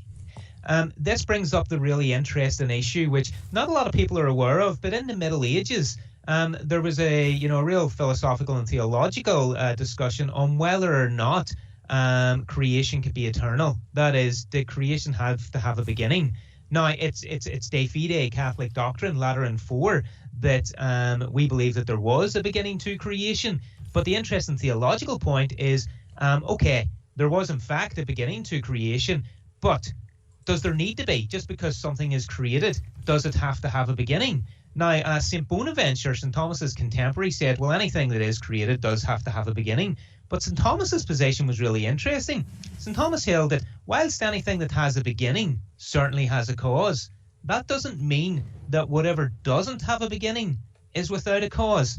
And the reason why this is interesting is because, and this is kind of what motivated me to look at the metaphysics of creation, Stephen Hawking, in his book A Brief History of Time, he gave a model, a physical model for the universe, whereby the universe is finite, okay, but it doesn't have a beginning. There are no boundary conditions or before and after with the universe. And Stephen Hawking ruminated, saying, well, look, if there's no beginning to the universe, well, there's no need for a creator. There's nothing for a creator to do. Now, little did Stephen Hawking know that he was engaging in an issue very close to the heart of 13th century medieval theologians who had already addressed it. Yep. And one of the things is that Aquinas affirmed that you can have a creation without a beginning. And this is where Pat's analogy, of the sun and the moon becomes really important, because imagine this. Imagine you've got the sun and you have the moon. And now imagine the two of those existed for all eternity. They had no beginning and they'll have no end. They've existed for eternity, right? So for all eternity, the sun has been illuminating the moon. Okay, so the sun is the cause of the moon's illumination, but the moon's being illuminated never began to be. But we can still say that the moon is being caused in its illumination by the sun. The sun is the cause of the moon's illumination, even though that illumination never began to be. So even though something doesn't have a beginning, like the illumination of the moon, it can still be caused, in this case, by the sun. And that's the way Thomas's thinking is with God and creation. Creation could be without a beginning. That's fine. Yet it is still caused or Now, back to Hands-On Apologetics with Gary Machuda. If you'd like to join the conversation, call 888-526-2151. Here's Gary. And welcome back, everybody, to Hands-On Apologetics. And we're chatting about Aquinas' ways to God, and specifically we're looking at his argument from existence and essence, which probably is one of the ways I think most people are unfamiliar with. And we're chatting with Pat Flynn of The Pat Flynn Show and also Dr. Gavin Kerr. And, Dr. Kerr, that your last point was really interesting. It's kind of funny that you don't think of Stephen Hawking as being stuck in the Middle Ages, but apparently he is. It's still the same arguments. Exactly. And they haven't changed in the centuries. And I think that's because they're based on philosophical principles. And these philosophical principles have been with us since Plato and Aristotle, and they're being refined and clarified by big thinkers. But the movements and developments in science, they happen independently of these philosophical issues, because the philosophical issues concern the very being of things, the being of beings, as Heidegger would call it, whereas science is concerned, it takes that for granted, and picks out issues with regard to actual beings, but doesn't really look at their very being. And that's what the philosophers do. And so Stephen Hawking, can contribute to these discussions, but he doesn't have that philosophical background, so he gets caught up, in issues which have already been debated and discussed since, way long before his time. Yeah. Right. Yeah, I think that, if I could just add a point there, I think it's because it's such a typical place of confusion, and people not being able to mark off the scientific project, or specifically physics, from metaphysics. So physics is really, it's an etiological project. It's concerned with how one physical event leads to another physical event. But metaphysics is much deeper than that. It's really trying to figure out, why are there any physical events at all to begin with? And the metaphysical principles that Aquinas is exploring and ultimately committed to, that get you to the existence of God, those are really assumed by the sciences, or we would argue they would have to be assumed by the sciences to make science ultimately coherent. Notions of causality, act-potency distinction, you name it. So I think it's just important just to get the conceptual clarity that these are certainly compatible projects, but they are different projects. And even otherwise extremely intelligent people like Stephen Hawking, nobody wants to deny that the man was a genius, can sometimes make just very simple mistakes if they don't draw those distinctions. Yeah, that's an excellent point. Let me throw this out. Actually, I'll throw it out at you, Pat, and Doctor, you can tag in too. One difficulty I have is with the existence and essence argument is, Dr. Gavin, you pointed out that you can know the essence of things that don't exist. But couldn't somebody, Pat, couldn't somebody say, well, if these things don't exist, then how do you know their essences? Because you can't know something that doesn't exist. So isn't that kind of, doesn't that destroy the whole argument? Oh, no, I don't think so. We can differentiate between different acts of the mind, as Aquinas does as well. But before, Gary, if you wouldn't mind, I would actually like to spend a little bit more time because we didn't buff up, I think, an important section of the argument. So we established the causal series here, but we really need, I think, to spend at least a little bit more time, and then we can get on to some of these objections, showing why Aquinas believes there is that real distinction between essence and existence in the first place, right? And, you could even grant that maybe we think that we have the essence of a unicorn, but there really is no essence to a unicorn, and the argument would still go through. So you could, I think, grant part of that objection, and it certainly wouldn't be devastating to the argument. But I think we could, if we could just circle back to that, because I think what we want to do is show that there really is this real distinction, because if that's the case, and then we can analyze existence as a causal property and relate it to a per se causal series, then we hit explanatory pay dirt in God. Does that sound all right? Sounds great. Cool. So again, I'll do a general sketch, and I'll put the weights on the bar for Gavin, which is a fun analogy, because when we're not talking about philosophy, we're usually talking about fitness. So that's very good. So all right, three quick reasons to support the real distinction. Right. One is a sort of knowledge argument.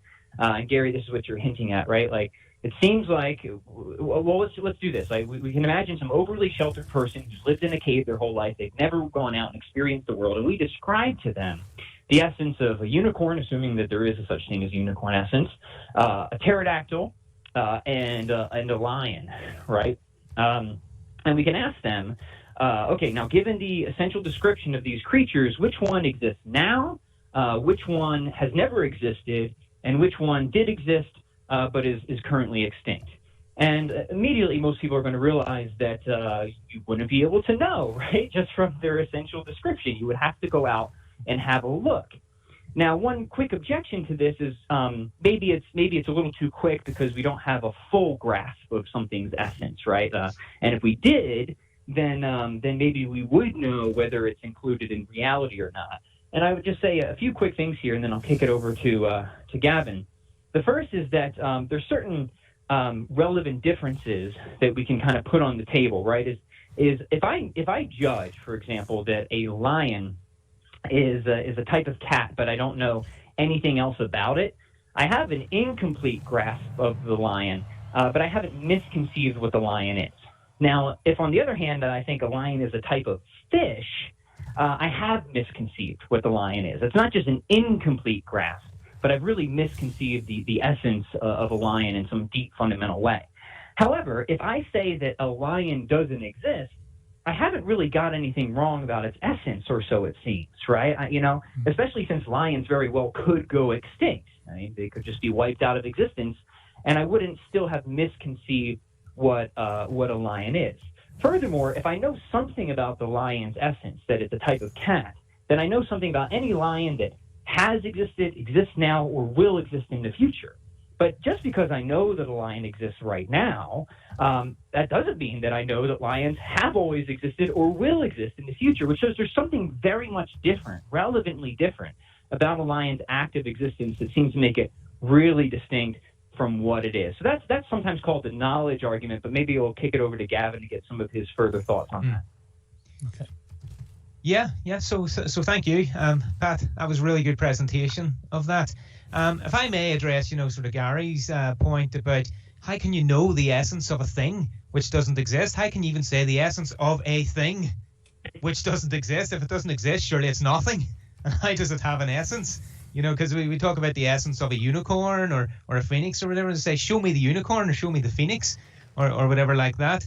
And this is a real interesting issue, and it's something which actually resonates with my doctoral work, which was on the issues of mind and world and how you can entertain thoughts and know essences and the essences of things. And what it boils down to is the fact that to be intelligent means to be able to entertain the form or the essence of a thing without becoming that thing. That's what it means to be intelligent.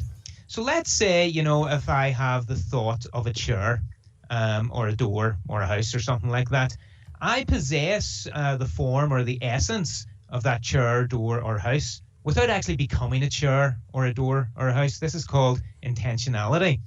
A tree, on the other hand, I'm going to go out on a limb and say is unintelligent. So once a tree possesses the form of a chair, it ceases to be a tree and it's been carved into a chair or a door or whatever. So once the tree, which is unintelligent, receives a different form, it ceases to be the tree and becomes something else. Whereas a human being, because it's intelligent, doesn't cease to be human and becomes something else. It can possess the forms of things distinct from itself without becoming those things. That's the intentional possession of form. Now, because that's intentional, it's abstract. We abstract it from the things that we see around us. So, I see a dog and I sort of abstract the form or essence of a dog, and I know that these various things that I see are dogs and they're not cats and whatever. And insofar as we can kind of entertain these forms or essences in our minds abstractly, we can start to do weird and wonderful things with them. And we can start, connecting up and splicing together different forms and different essences, so we can come up with the essences of things which don't exist and we have never come across in history books or science texts or anything like that. That's what great storytellers do. That's what Tolkien does in Lord of the Rings. That's what Lewis does with the Narnia Chronicles. He is engaged with the essences of things in the world. Dragons, for instance, they're a classic of storytelling. I don't think anybody, has ever come across a dragon. Maybe St. George, but we'll find out when we get to heaven if St. George actually came across a real dragon. But dragons, we see lizards, we see great animals, crocodiles, that sort of thing, and we see winged creatures, and we can have and entertain the essences of those independently in our minds, and then through inventiveness we can just bring them together and come up with the essence of a dragon, and we can start to to entertain that, to put that forth in stories and so on. So the idea that we're able to think about the essences of things which don't exist is rooted in that, the ability of the human intellect to entertain thoughts of forms in an intentional or abstract manner, and that's how we're able to do that. So the thing need not exist in order for you to entertain its essence. Okay, yeah, very good. Pat, do you want to add on something? Yeah, no, I think that's a brilliant exposition, and that's why I kind of added the conditional there. Well, if unicorns have an essence, because that's kind of it's a messy debate, right? But I don't think it would undercut the argument, because we can still work with things that are contingent, right? That we know exist, but pass from existence, which is kind of another step in the real distinction, right? The fact that our experience reveals to us so many contingent entities is itself strong evidence for a real distinction between what a thing is and the fact that it is, its essence and act of existence. Because if a lion existed in virtue of what it is, then we would expect lions would always be here, that they wouldn't pass out of existence. Now, somebody might say, well, maybe that's because lions have causes or a potential for non-existence, but that really misses the point, because something that existed necessarily in virtue of what it is wouldn't have a potential for non-existence and wouldn't need a cause to begin with. Now, I know we only got a few minutes here, but I would love for Gavin to get out one of the final and I think most important steps for the real distinction argument, which is an argument from multiplicity. Gavin, you think you can get it out in like 2 minutes? Yeah, if that. I'll do my best. So the idea here, the argument for multiplicity, consider the hypothesis of something whose essence just is its existence. In principle, there couldn't be more than one of them, because if there were more than one, it would have to be subject to some principle of multiplication. So you know the way you've got pure juice and then you mix it with water and you dilute it and you can multiply it. But if it's pure existence itself, there is nothing other than it, which isn't an effect of it. So there's nothing other than it to which it stands as subject, which can multiply it out. That then means that anything which is multiple is not pure existence itself. So anything which is multiple is composed of essence and existence. Very good. Well, the music's coming up. Thank you so much, Pat, and thank you, Dr. Kerr. This has been a lot of fun. Thanks very much, Gary. Thank you. All right. Yeah, it's already time for me to turn off the dojo.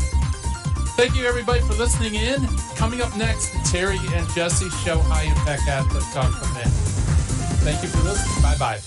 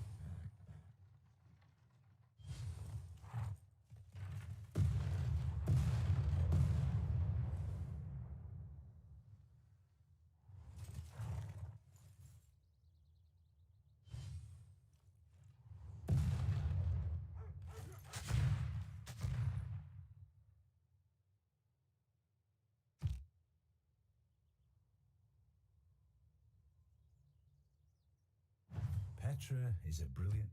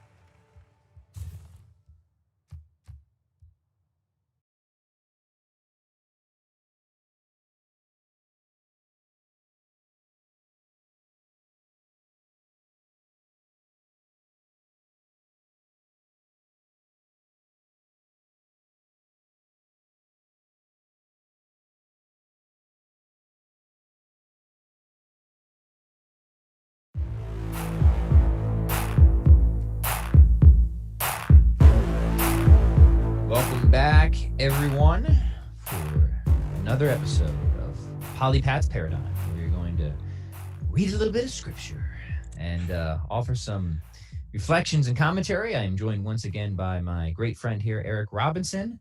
Eric, always a pleasure to be with you. And how goes it? How goes it this week? Man, it's going well. I'm excited for the series that we're continuing on the Gospel of John, and it seems like, I guess in the past week and a half as we're recording this, one of the coolest pieces of news I found is that Father Mike Schmidt's Bible in a Year podcast is #1 on Apple. And it's cool that the Spirit inspired us to also go through the scriptures. And maybe this is something the Holy Spirit's really just, in this time of chaos, it's like, hey, remember, my word does not return to me void. Plant the seeds, keep scattering, keep sowing the gospel.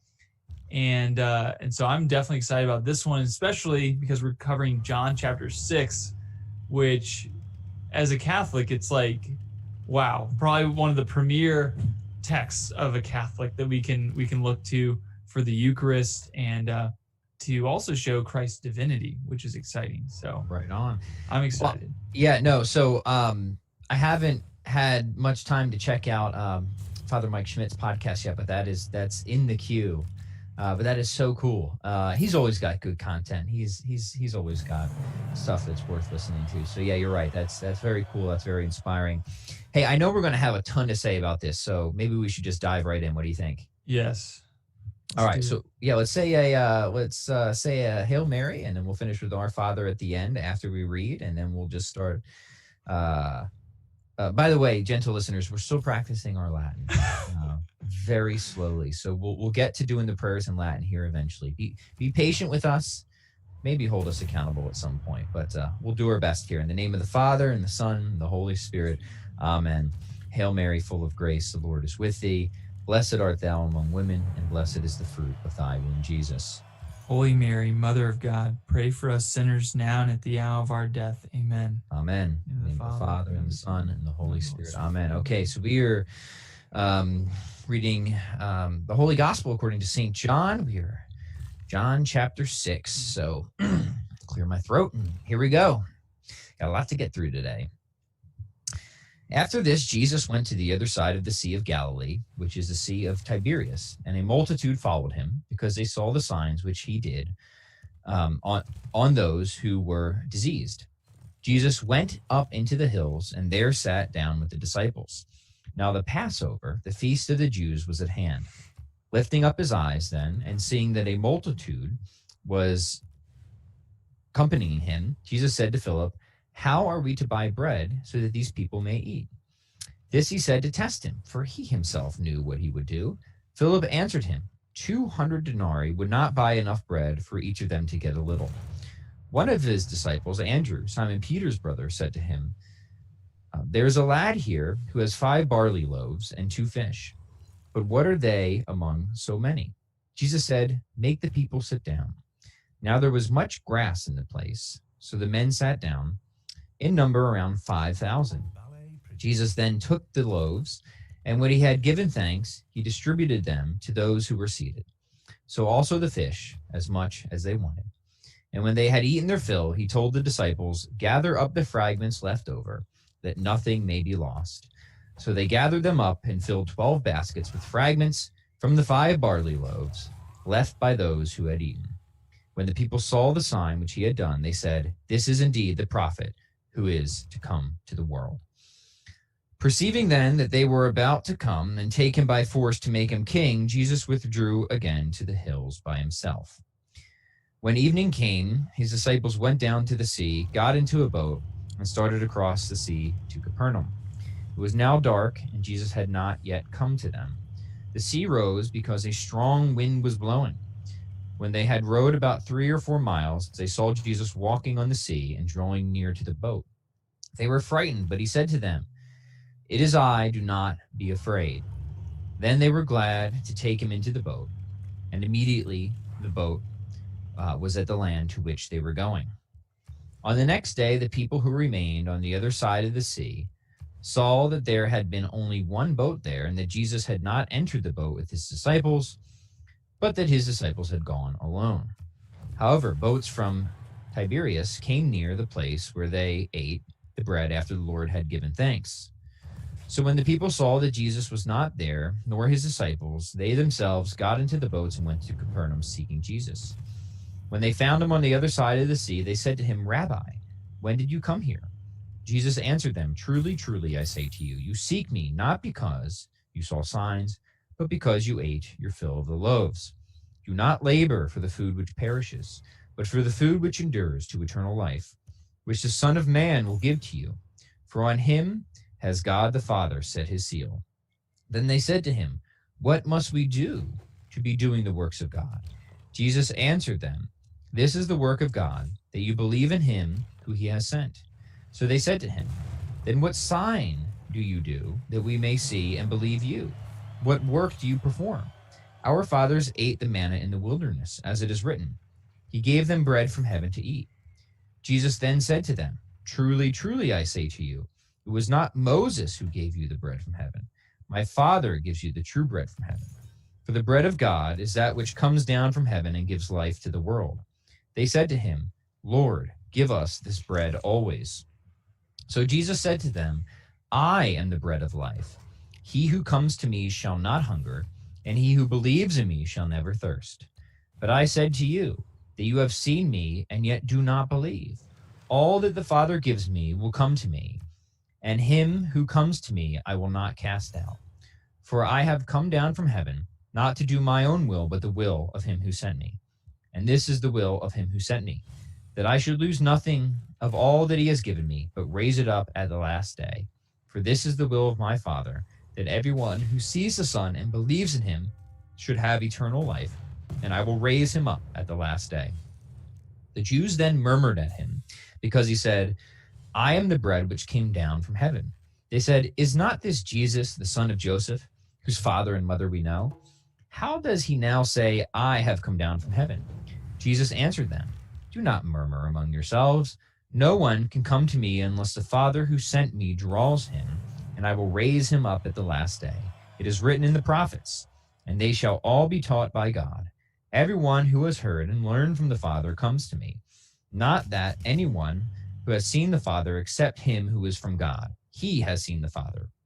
Truly, truly, I say to you, he who believes has eternal life. I am the bread of life. Your fathers ate the manna in the wilderness, and they died. This is the bread which comes down from heaven, that a man may eat of it and not die.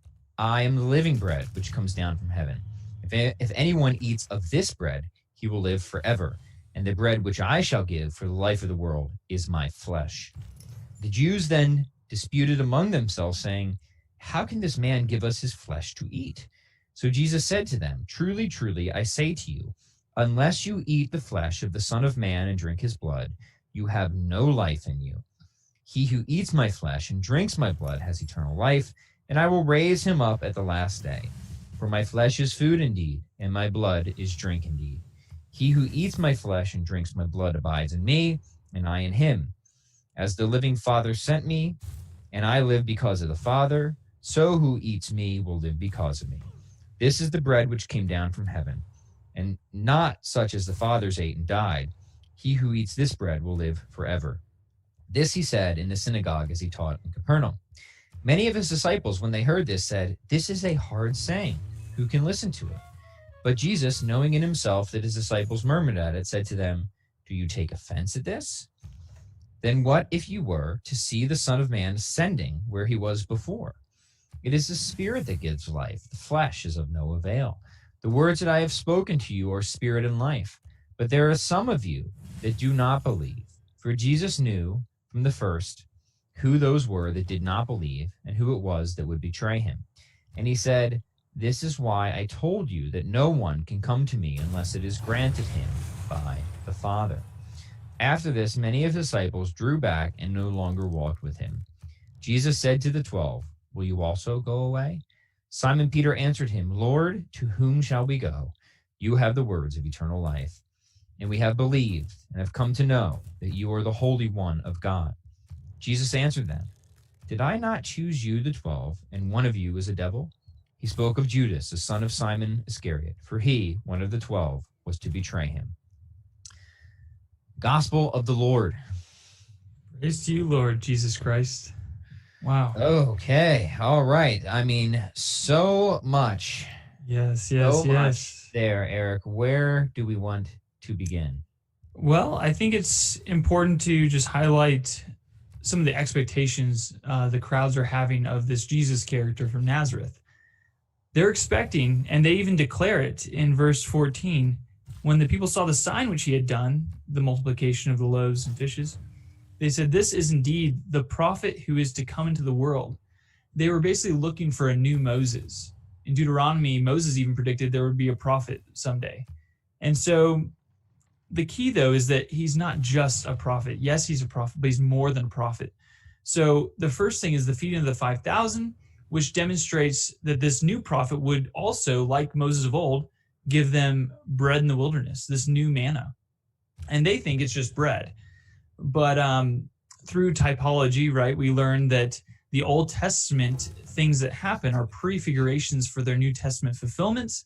And the New Testament fulfillments are always infinitely greater than their Old Testament, than what happened in the Old Testament. So just as Jesus is the new Adam, who's infinitely greater than the old Adam, so also this new manna must not be normal bread. Even the old manna in the desert wasn't normal bread. It was heavenly bread. It came from heaven. And so if we think of the Eucharist, let's say, as just a symbol, we're wrong, typologically speaking. Because if it is just a symbol, then it's ordinary bread, which means it's not greater than the old manna. So what is this new manna? Well, it's going to actually be the very body, blood, soul, and divinity of Jesus Christ himself. Well, how is that possible? If Jesus is just a prophet, then that is impossible. And so first it must be established through this typology. We see that, yes, he's the new Moses, but now we see on the walking on water that he's not just a mere prophet, but he's God in the flesh. Right. And to show that, we look at verse 20. But he said to them, so Jesus is walking on water, which is already an exclamation of his divinity, because only the Lord hovers on the waves. It says in the Psalms that he walks on the waves. And so this is Yahweh. This is a sign that this is Yahweh coming to them. In the English, it says, "It is I, do not be afraid." Jesus says, "It is I, do not be afraid." But in the Greek, it's ego eimi, which is the same phrase in the Greek Septuagint, which is when Yahweh spoke through the burning bush. I am who am. I am. Ego eimi.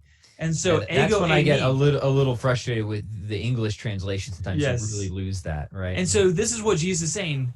I am. Do not be afraid. I am. So he's saying, I'm God. I am the God of Israel. I'm Yahweh in the flesh. Don't be afraid. And so right here on the walking on water, we see, okay, this is God in the flesh. Okay, and so the crowds meet up with him. And this makes sense of why Peter at the end doesn't leave, because they're like, oh, where are we going to go? You have the words of eternal life. Like, you are the Holy One of Israel. Mm-hmm. And because they had that encounter, the crowds, when they start hearing Jesus, they're like, okay, what's going on? We're hungry. Can you just give us some food to eat? You're the new prophet. We recognize that. In fact, we tried to make you king earlier, then you kind of fled from us, which that's really cool in and of itself, is that Jesus wasn't seeking his own glory. He's always seeking the Father's glory. Mm-hmm. But anyway, we then dive into that Eucharistic discourse, but I wanted to hear if you had any other commentary before diving into the I do, but discourse. Maybe just a few thoughts if this isn't too premature, but I like the way you're going, because understanding the divinity of Christ and how it's revealed in John 6 is really important, I think, for understanding the Eucharist as well. Yes. And not to jump the gun too much, but you kind of already hinted at it, right? This is the only scene that we have and that we know of where followers of Jesus actively left him. In John 6:6. Right. And they left him because this was a difficult teaching. Now, if it was just, and we're going to get into this more, right? But if it was just talking symbolically and people were leaving him because of that, well, we have examples where Christ has clarified symbolic teachings before, and that's not what we have here. Rather, we have a doubling down, a reaffirming of the literal real presence teaching that we're getting here, right? And it's not like at the end that it is like fully understood, right, by those who stick with Christ. But what is understood is that Christ is God. So they're kind of saying like, okay, I don't quite get this, but because I know who you are, I know I would be a fool to leave. Which is why there's such an emphasis in this whole chapter on faith. Yeah. Do you have faith that Christ is who he says he is? Like, that's the work that the Father's calling us to, is to believe that Jesus is the one. Right. And this is not just an abstract belief. This is like, do you actually believe what he says as well? Do you believe Jesus when he says, this is my body, this is my flesh and blood? Right. Or do you say, no, that's just a symbol? Well, then you're not actually believing Jesus.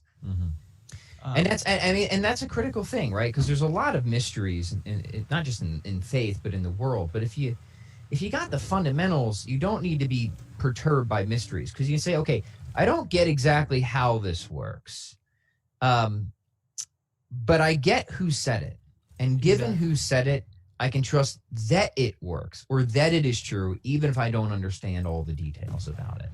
And that is something that I think. I don't want to say it's often overlooked, because obviously a lot of commentators have highlighted that, but I'm glad that we're kind of moving in this fashion or this procedure. So that might have been a little premature, but that was just the one thing I wanted to. That's great. And I just want to highlight what you were saying there too, is like, yeah, elsewhere in the Gospel of John, we'll see Jesus speak symbolically of himself like, I am the door. Well, he's not literally a door. I am the gate. It's not literally a gate. It's a metaphor. It's an analogy, right? But it's almost as if like it's like this chapter and the way Jesus speaks is so distinct from all those other times in the Gospel of John. It's a contrast. So when he says, I am the bread from heaven, and that you must eat my flesh and drink my blood, or else you have no life in you. Okay, is he just speaking symbolically like the rest of John? No, he's not. And the fact that he's not actually is a contrast. So it's like everything else, let's say, is black. Let's say that's a symbol for his using metaphorical language. And then chapter 6 is white, so that we can clearly see this is very, very important and very real. And one of the things that shows us that he's speaking literally, first of all, is the typology that I mentioned, because only his actual flesh and blood would be more substantial than the old manna from the Old Testament, which was heavenly bread. And so this new manna, once again, is not just going to be symbol. It's going to have to be something more. Secondly, the crowds took him literally. And so everyone else understood that this was literal. Mm-hmm. And third, Jesus, like you said, did not correct them. And all these other ones, when they're confused about literal or metaphorical meanings, Jesus, he'll correct them. But what he did to answer their qualms is he dug deeper.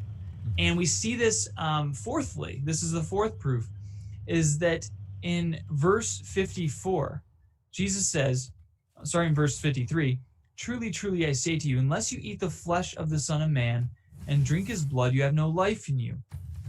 He who eats my flesh and drinks my blood has eternal life, and I'll raise him up at the last day. In the Greek, in verse 53, when he says you must eat the flesh of the Son of Man, that's the word phagein in Greek, which means to eat, like a normal eating, right? And then he doubles down, like you mentioned, he doubles down on the literalness. In verse 54, when he says, he who eats my flesh and drinks my blood, that word is trogein, which means to gnaw on. And so he's using an even more literal, visceral, like, hey, not only did I say you have to eat my flesh, you have to gnaw on my flesh. Like, this is not a symbol here, people. Mm-hmm. This is what he's going to institute as a sacrament, which is a mystery. And that even his disciples were like, what? And that's why it was so important to get clear. We're talking about Jesus being fully God and fully man. So just as God says through his word, like, let there be light, and there is light. He can create something out of nothing. The same God who did that when he spoke, let there be light, and there was light, is the same God that says, this is my body, and it becomes his body. And another thing that people will point out, and, we can just jump around here because I'm kind of, as the thoughts come. But sometimes people will say, well, Jesus himself says, though, later here, you know, do you take offense at this? Like, it is the Spirit that gives life. The flesh is of no avail. The words I have spoken to you are spirit and life. You see, they're right there. Jesus says it's a symbol. No, he doesn't say it's a symbol. He says that he's speaking words that are spirit and life. He says the flesh is of no avail. He doesn't say my flesh is of no avail. He doesn't say Jesus' own flesh is of no avail. He just talked about how much his flesh is of avail, that you need to eat his flesh to have eternal life. Yes, it matters. But what he's saying when he says the flesh is of no avail, he's talking about our senses. Like, you can't see the Christ's real presence in the Eucharist through your eyes, through your taste, through your touch. You can only see it through the Spirit, through faith, which is why faith is so important. And so, yes, his words are spirit and life. The flesh, our senses, we can't perceive this, but the gift of faith knows it's true. When we believe that Christ is who he says he is, and we believe what he says he's saying, that it is his flesh and blood, then we can have life through these words, through the Spirit. And the Spirit is what makes the bread become his body. It's the calling forth of the Holy Spirit. Just as the Holy Spirit hovered over the waters and created something out of nothing, so also now we see the Spirit's going to be working to raise Jesus from the dead. This is also an emphasis on the resurrection of Jesus, because this will be his resurrected body, which means it's not going to be cannibalism. It's going to be divinization, the infusion of divine life. And so all of this is highlighting Christ's divinity and Christ's resurrection, which is why the Eucharist is so central to Christianity. And one last thought, Pat, real quick. He says in verse 40, "For this is the will of my Father, that everyone who sees the Son and believes in him should have eternal life, and I will raise him up at the last day." How do we see Jesus 2,000 years after the fact? How can we fulfill the Father's will?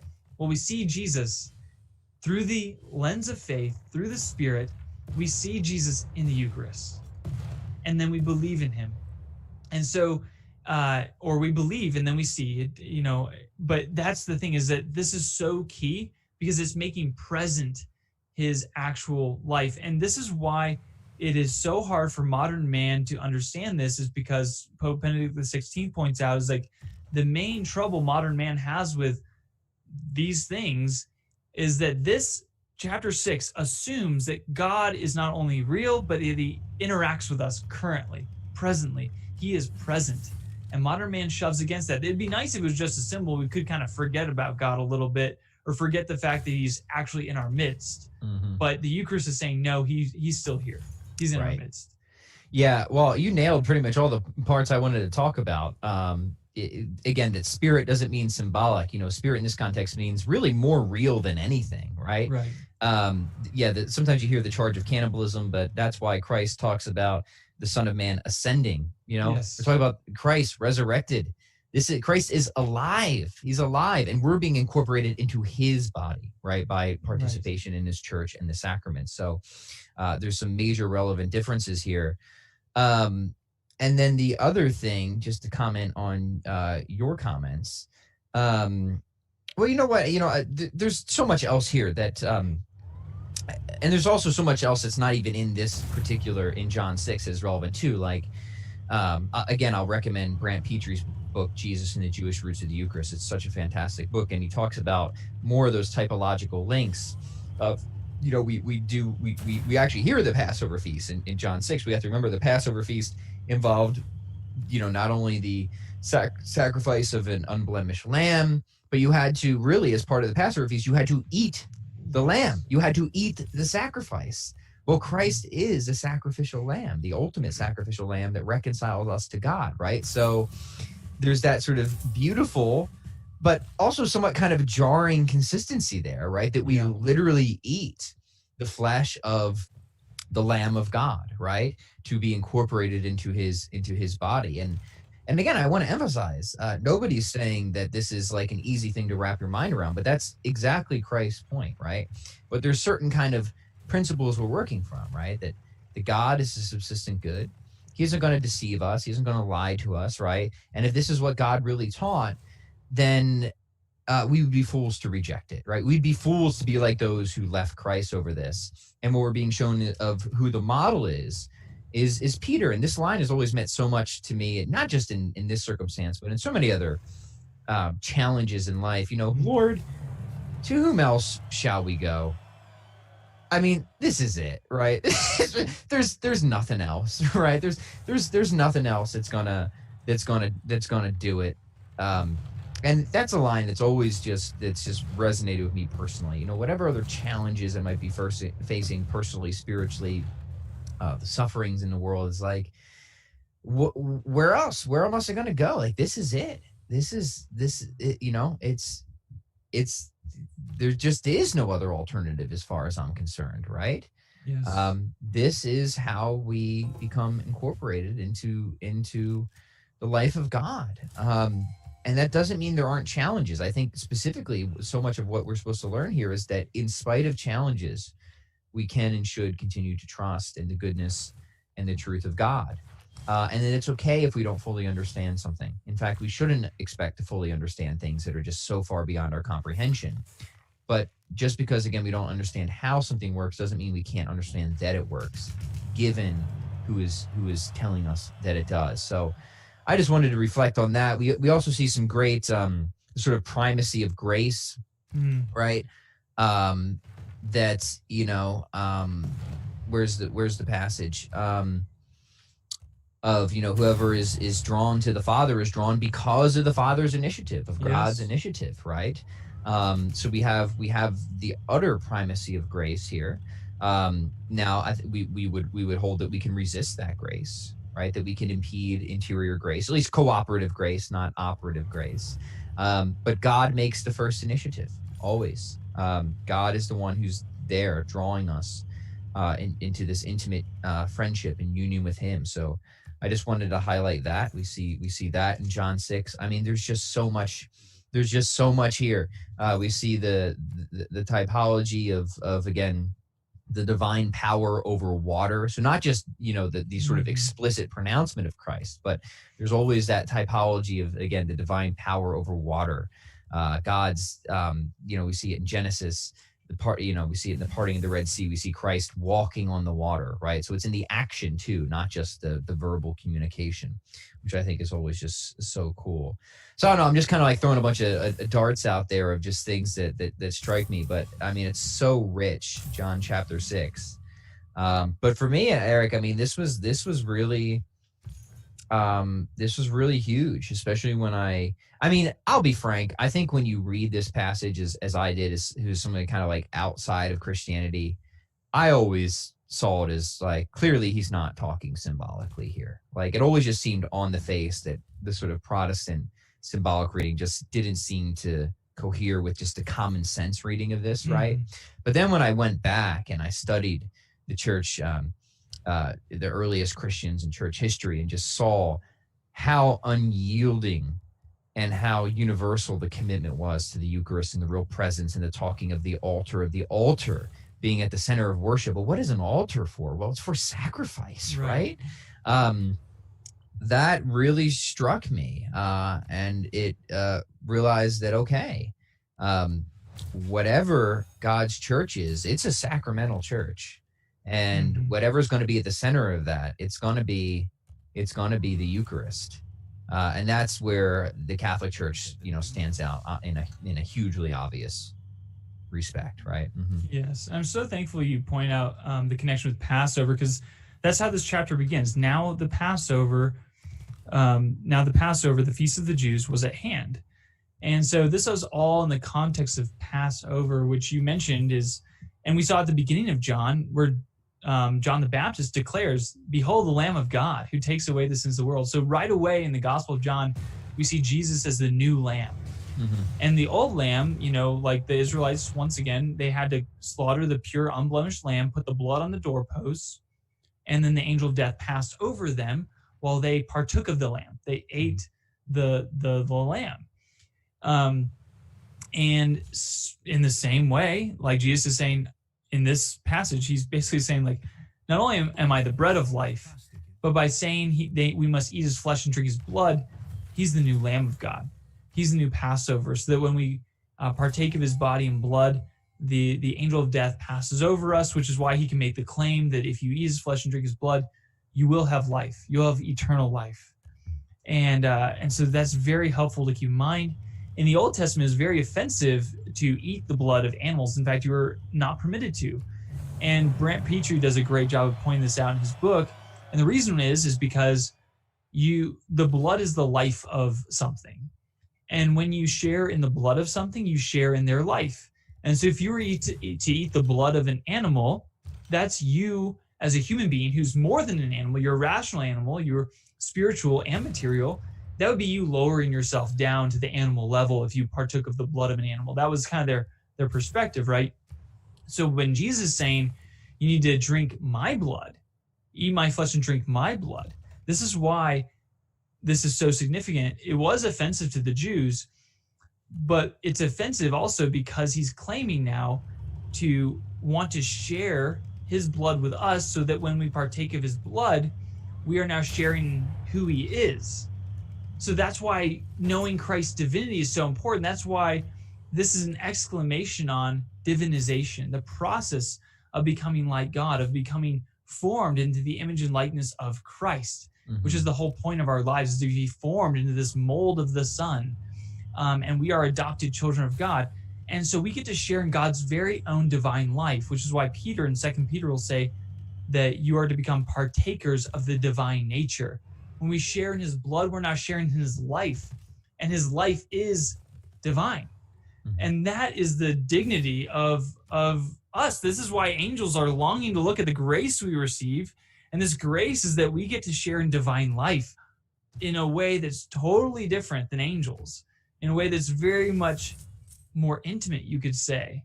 And so, real quick, I think, and I can end with this because we could go on forever. Perfect. Let's. But yeah, just to end on this, I just want to echo Jesus' teaching here, his promises, and just an invitation to our listeners that, hey, if you're a Catholic that, let's say, has, maybe you're not in the state of grace and you need to go to confession before you receive the Eucharist, like, please go see Jesus in the confessional first, and then come to the altar. If you're not Catholic yet, but maybe you're interested, then come explore, because it's worth everything you have to receive the Holy Eucharist, to receive Jesus himself under the appearance of bread and wine, to actually partake of his body, blood, soul, and divinity. It's worth everything, because here are the promises that Jesus himself gives when you partake of his own flesh and blood. He says, you will have eternal life.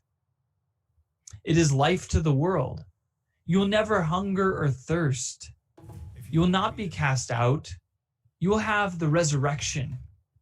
You will never die, but you will live forever. And you will remain. You will abide in Christ. These are the promises Jesus gives us of partaking of the Eucharist, which are amazing.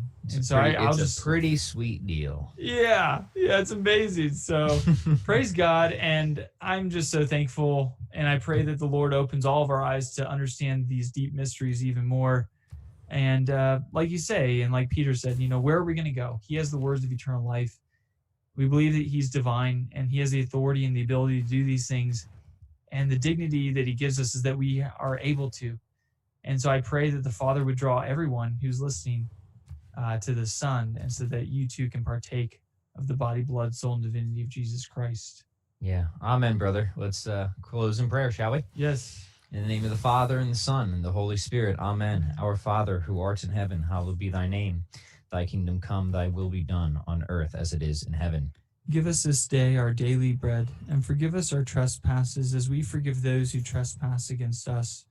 And lead us not into temptation, but deliver us from evil. Amen. Amen. In the name of the Father, and of the Son, and of the Holy Spirit. Thanks for tuning in, everyone, and we'll catch you next time.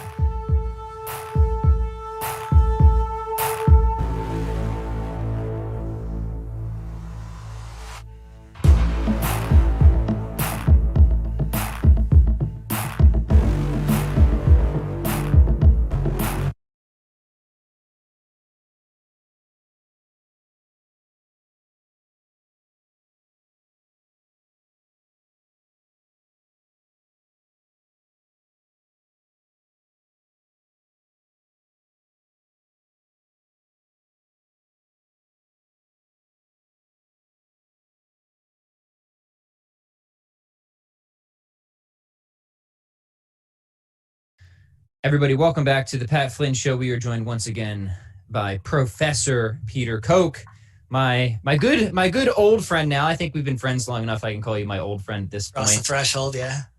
Used to hang out down at Villanova University. I miss those days. Moving to Wisconsin, that's one of the things that I definitely miss. I know, good times, man. What was the name of the place we would go to lunch? The goat, something the goat, or the salty it's like goat. a farm animal. Something. Yeah, it was good. Yeah, so anyway. We would hang out and we would actually podcast like in your office a lot of times. Yeah, totally. Back in the day, have everything like balanced in weird ways on the desk. You should see my setup now. It's no better. But, looks good though. Looks good. Yeah. But anyway, it's been a while. So you, give us the brief reintroduction, if you don't mind. Good. Yeah. So, my name is Peter Koch. I'm at Villanova University. I'm an assistant professor in the philosophy department, and I specialize in medical ethics, bioethics, teach a lot of nursing students, and I publish in clinical ethics, which is, like real like patient, doctor sort of kind of practical interactions and drawing on ethical theory for that. It's do some philosophy and medicine too. So yeah, very cool. So you're very much kind of in the applied ethics world. Yeah, I'm in the applied ethics world. I worked in a hospital for a couple of years, so that's kind of how I pull everything together. Yeah. So let's do some fundamentals here. I just did an episode. I told you this, but the listeners should be familiar with Brian Baisong on I guess more meta ethics. So when you introduce ethics, how do you kind of divvy it up? What are the different branches of ethics? Oh man, you're catching me at the right time. I just finished the first 2 weeks of class, so that's what we did. Perfect.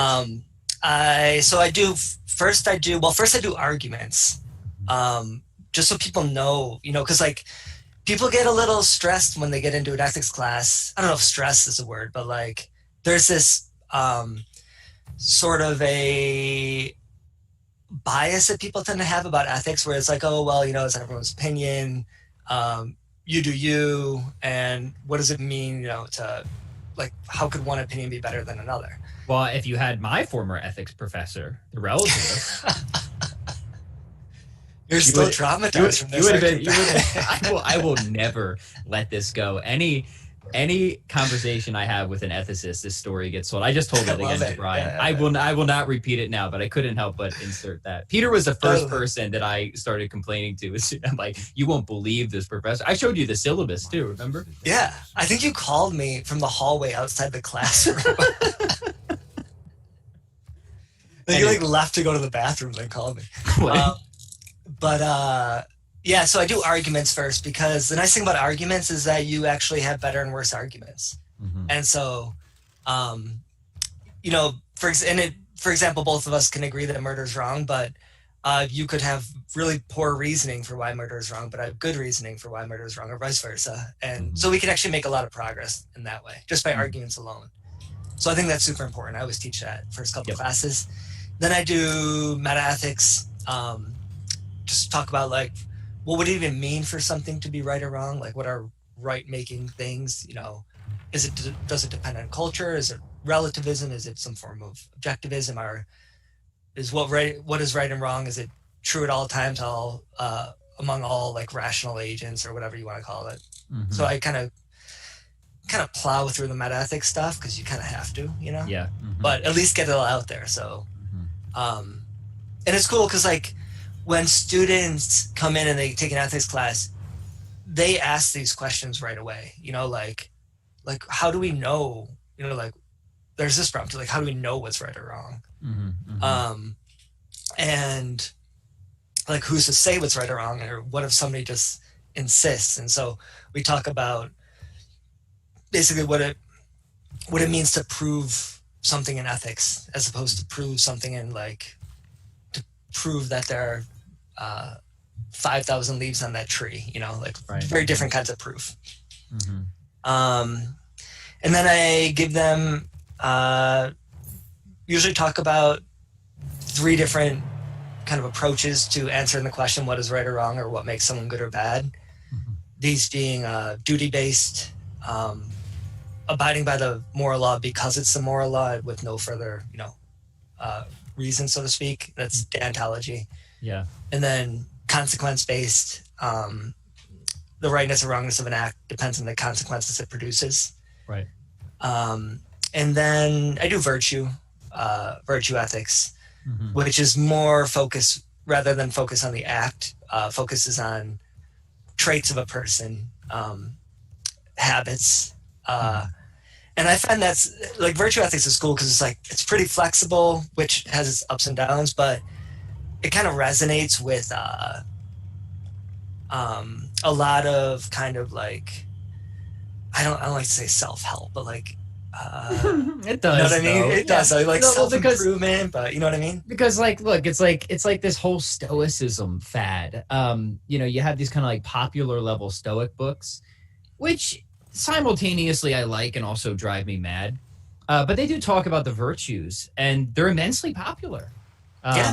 And so there's something always inherently attractive about that. And so I guess you just kind of see the same response with your students. Yeah, totally. And I mean, it actually, like, it's cool because I teach like Aristotle on virtue, and this is, a few millennia ago. And you just see like Aristotle makes a lot of claims about human nature, and you see a lot of it still, carries over to today. It just, I don't know, it's kind of fascinating to me that we haven't changed that much, like if all. And you can take good practical advice from Aristotle just about like, pick someone to be virtuous. I know it sounds circular, like what is virtue, what virtuous people do, but pick someone who's good, and then like try to develop habits like theirs. And then when you're tested, like when you come to a difficult situation, it's usually older people, like experience, you do the right thing because you have this habit in you, like an ingrained trait of perfection. So I don't know. Yeah. Cool. Yeah, no, I agree. If we go back to the Nick and McKeon ethics, maybe I'll throw you under the bus right away. Aristotle gives something of an argument against young people staying out of politics. What do you think of that? Yeah, man, he has some pretty strong arguments about like not being raised right. Like you're done. Yep. Yeah. He's a man who he speaks his mind, if nothing else. And young people staying out of politics, not bad advice. Not bad advice. Like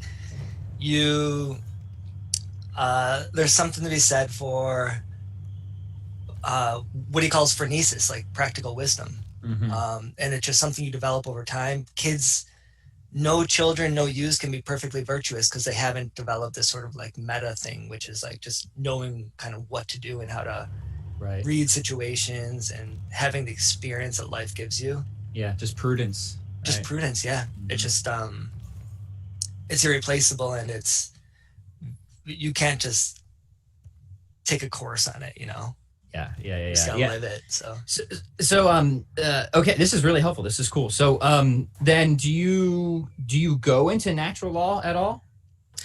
I do sometimes. And actually, so people will usually ask me, so for example, when we're talking about metaethics, and I'll be like, if you think there's one thing that's like objectively right or objectively wrong in all cases and across time, etc., then you're probably like falling into this category.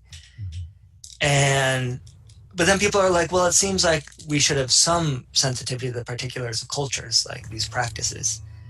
And I'm like, well, there actually is kind of a hybrid. It's fundamentally objective natural law. Right. But there are like basic principles, but then the basic principles manifest in particulars, like particular cultural practices, but they still all reduce to like respect for human dignity or something like this, Right. Or do good and avoid evil. Yeah. And so for example, I'll be like, we might think it's all it might be important to treat with respect people at any period of their life, and including the elderly. But in one community or one culture, the way that we respect the elderly is by kind of bringing them back into our homes of the next generation and having them live with you, like incorporating them. Right. Another culture might sort of have very nice communities for the elderly so that they have peers. And they're actually both manifestations of respect for the elderly. Right. You could, you know, it's not that one is necessarily better than the other, which is what people want to say about ethics often. But this is actually a case where it is. It's just... Or there's other examples. Sometimes people try to come up with counter examples. Well, what about those terrible cultures that killed people or ate people? And I think an interesting counter to that is the idea, well, they still did hold to the general principle of respecting their neighbor. They just drew tighter bounds of who they consider their neighbor. Yeah. Right. Yeah. So they're still committed to that same, we could call it natural law principle if we want. But I think we would argue there actually is something wrong there in the sense that they're not seeing the full moral picture. They're not considering all the relevant moral facts. Exactly. And this kind of captures the so when people want to say that, like, well, what I think is right, or it's hard to, what I think is right, not is right, but like they want to like give room for people thinking that they're genuinely right in what they do and acting according to what they think is right, even if they're wrong. And Aquinas and natural law can account for that. They're just like, people do strive for the good naturally, but sometimes the good gets perverted. Right. So you can pursue the mere apparent good for the real good, or maybe you focus too much on an instrumental good rather than an intrinsic good. But what would be some examples where people could go wrong? Because I think what we're saying is like nobody really, when it boils down, is like doing evil because it's evil, right? Yes. There's really just some type of fog or mistake that's being made in practical moral reasoning, right? Yeah. And you can even see this, for example, people would have a really hard time killing innocent people. Like people just think that's wrong generally. So what do? Instead of saying it's right to kill innocent people, you either redefine what a person is or pretend that a person is an enemy or like threatening you. Because then it's easier to justify. Yeah. But you hardly ever see people say, well, it's just okay to kill people. So what you redefine, you change the definition of person rather than. And that would, so, and I think maybe we should maybe bring out the stronger forms of relativism just to maybe contrast it a little bit. And because if relativism were true, I'm thinking of like what my old professor would say. She was such a wonderful case of this. It would have been wrong, right? Because it's like to the strongest form of to each their own, right? Who are you to criticize, condemn, instruct, praise, blame anybody else or any other culture, right? Because it's all relative, right? That it would be, you kind of get what I guess it's called the reformer's dilemma, right? If relativism is true, then it would be immoral to criticize or reform another culture, including Nazi Germany, for example. Yeah. Right? And like nobody, whatever other like, I guess, favorable sentiments have to some relativistic thinking, very few people want to go that far. Yeah. Or every once in a while you get someone to bite the bullet on that, but do you? You get every once in a while. You get the committed. Do you deal with that? Do you get the committed relativistic skeptic in your class occasionally? Actually, let me. Every once in a while I do, but just to like step back a little bit to what you just said before about. Oh man, it just totally. So like, if you. Oh yeah, this is it. So what people get caught up a lot on with subjectivism, and the reason they want to do it is because they think that if I'm not a subjectivist, it implies that I ought to be intervening on other people who are doing the wrong thing. Or like it means like we have to like. If I'm not a subjectivist, then do I have to be a colonialist? Yeah, exactly. And this is a false dilemma because so maybe in some cases you do have an obligation to intervene. For example, if someone's enslaving someone or something like this. There might be an obligation. But for a lot of things there's a gap between you identifying that somebody else is doing something immoral and you having an obligation to intervene or like change their ways, right? Which a lot of people miss that gap. So they think that there's this like, you're doing something wrong, therefore, one, I judge you as an evil person, and two,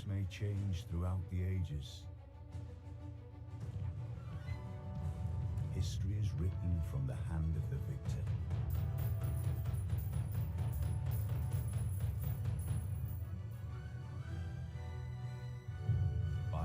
nations this day. You ensure our people a glorious tomorrow.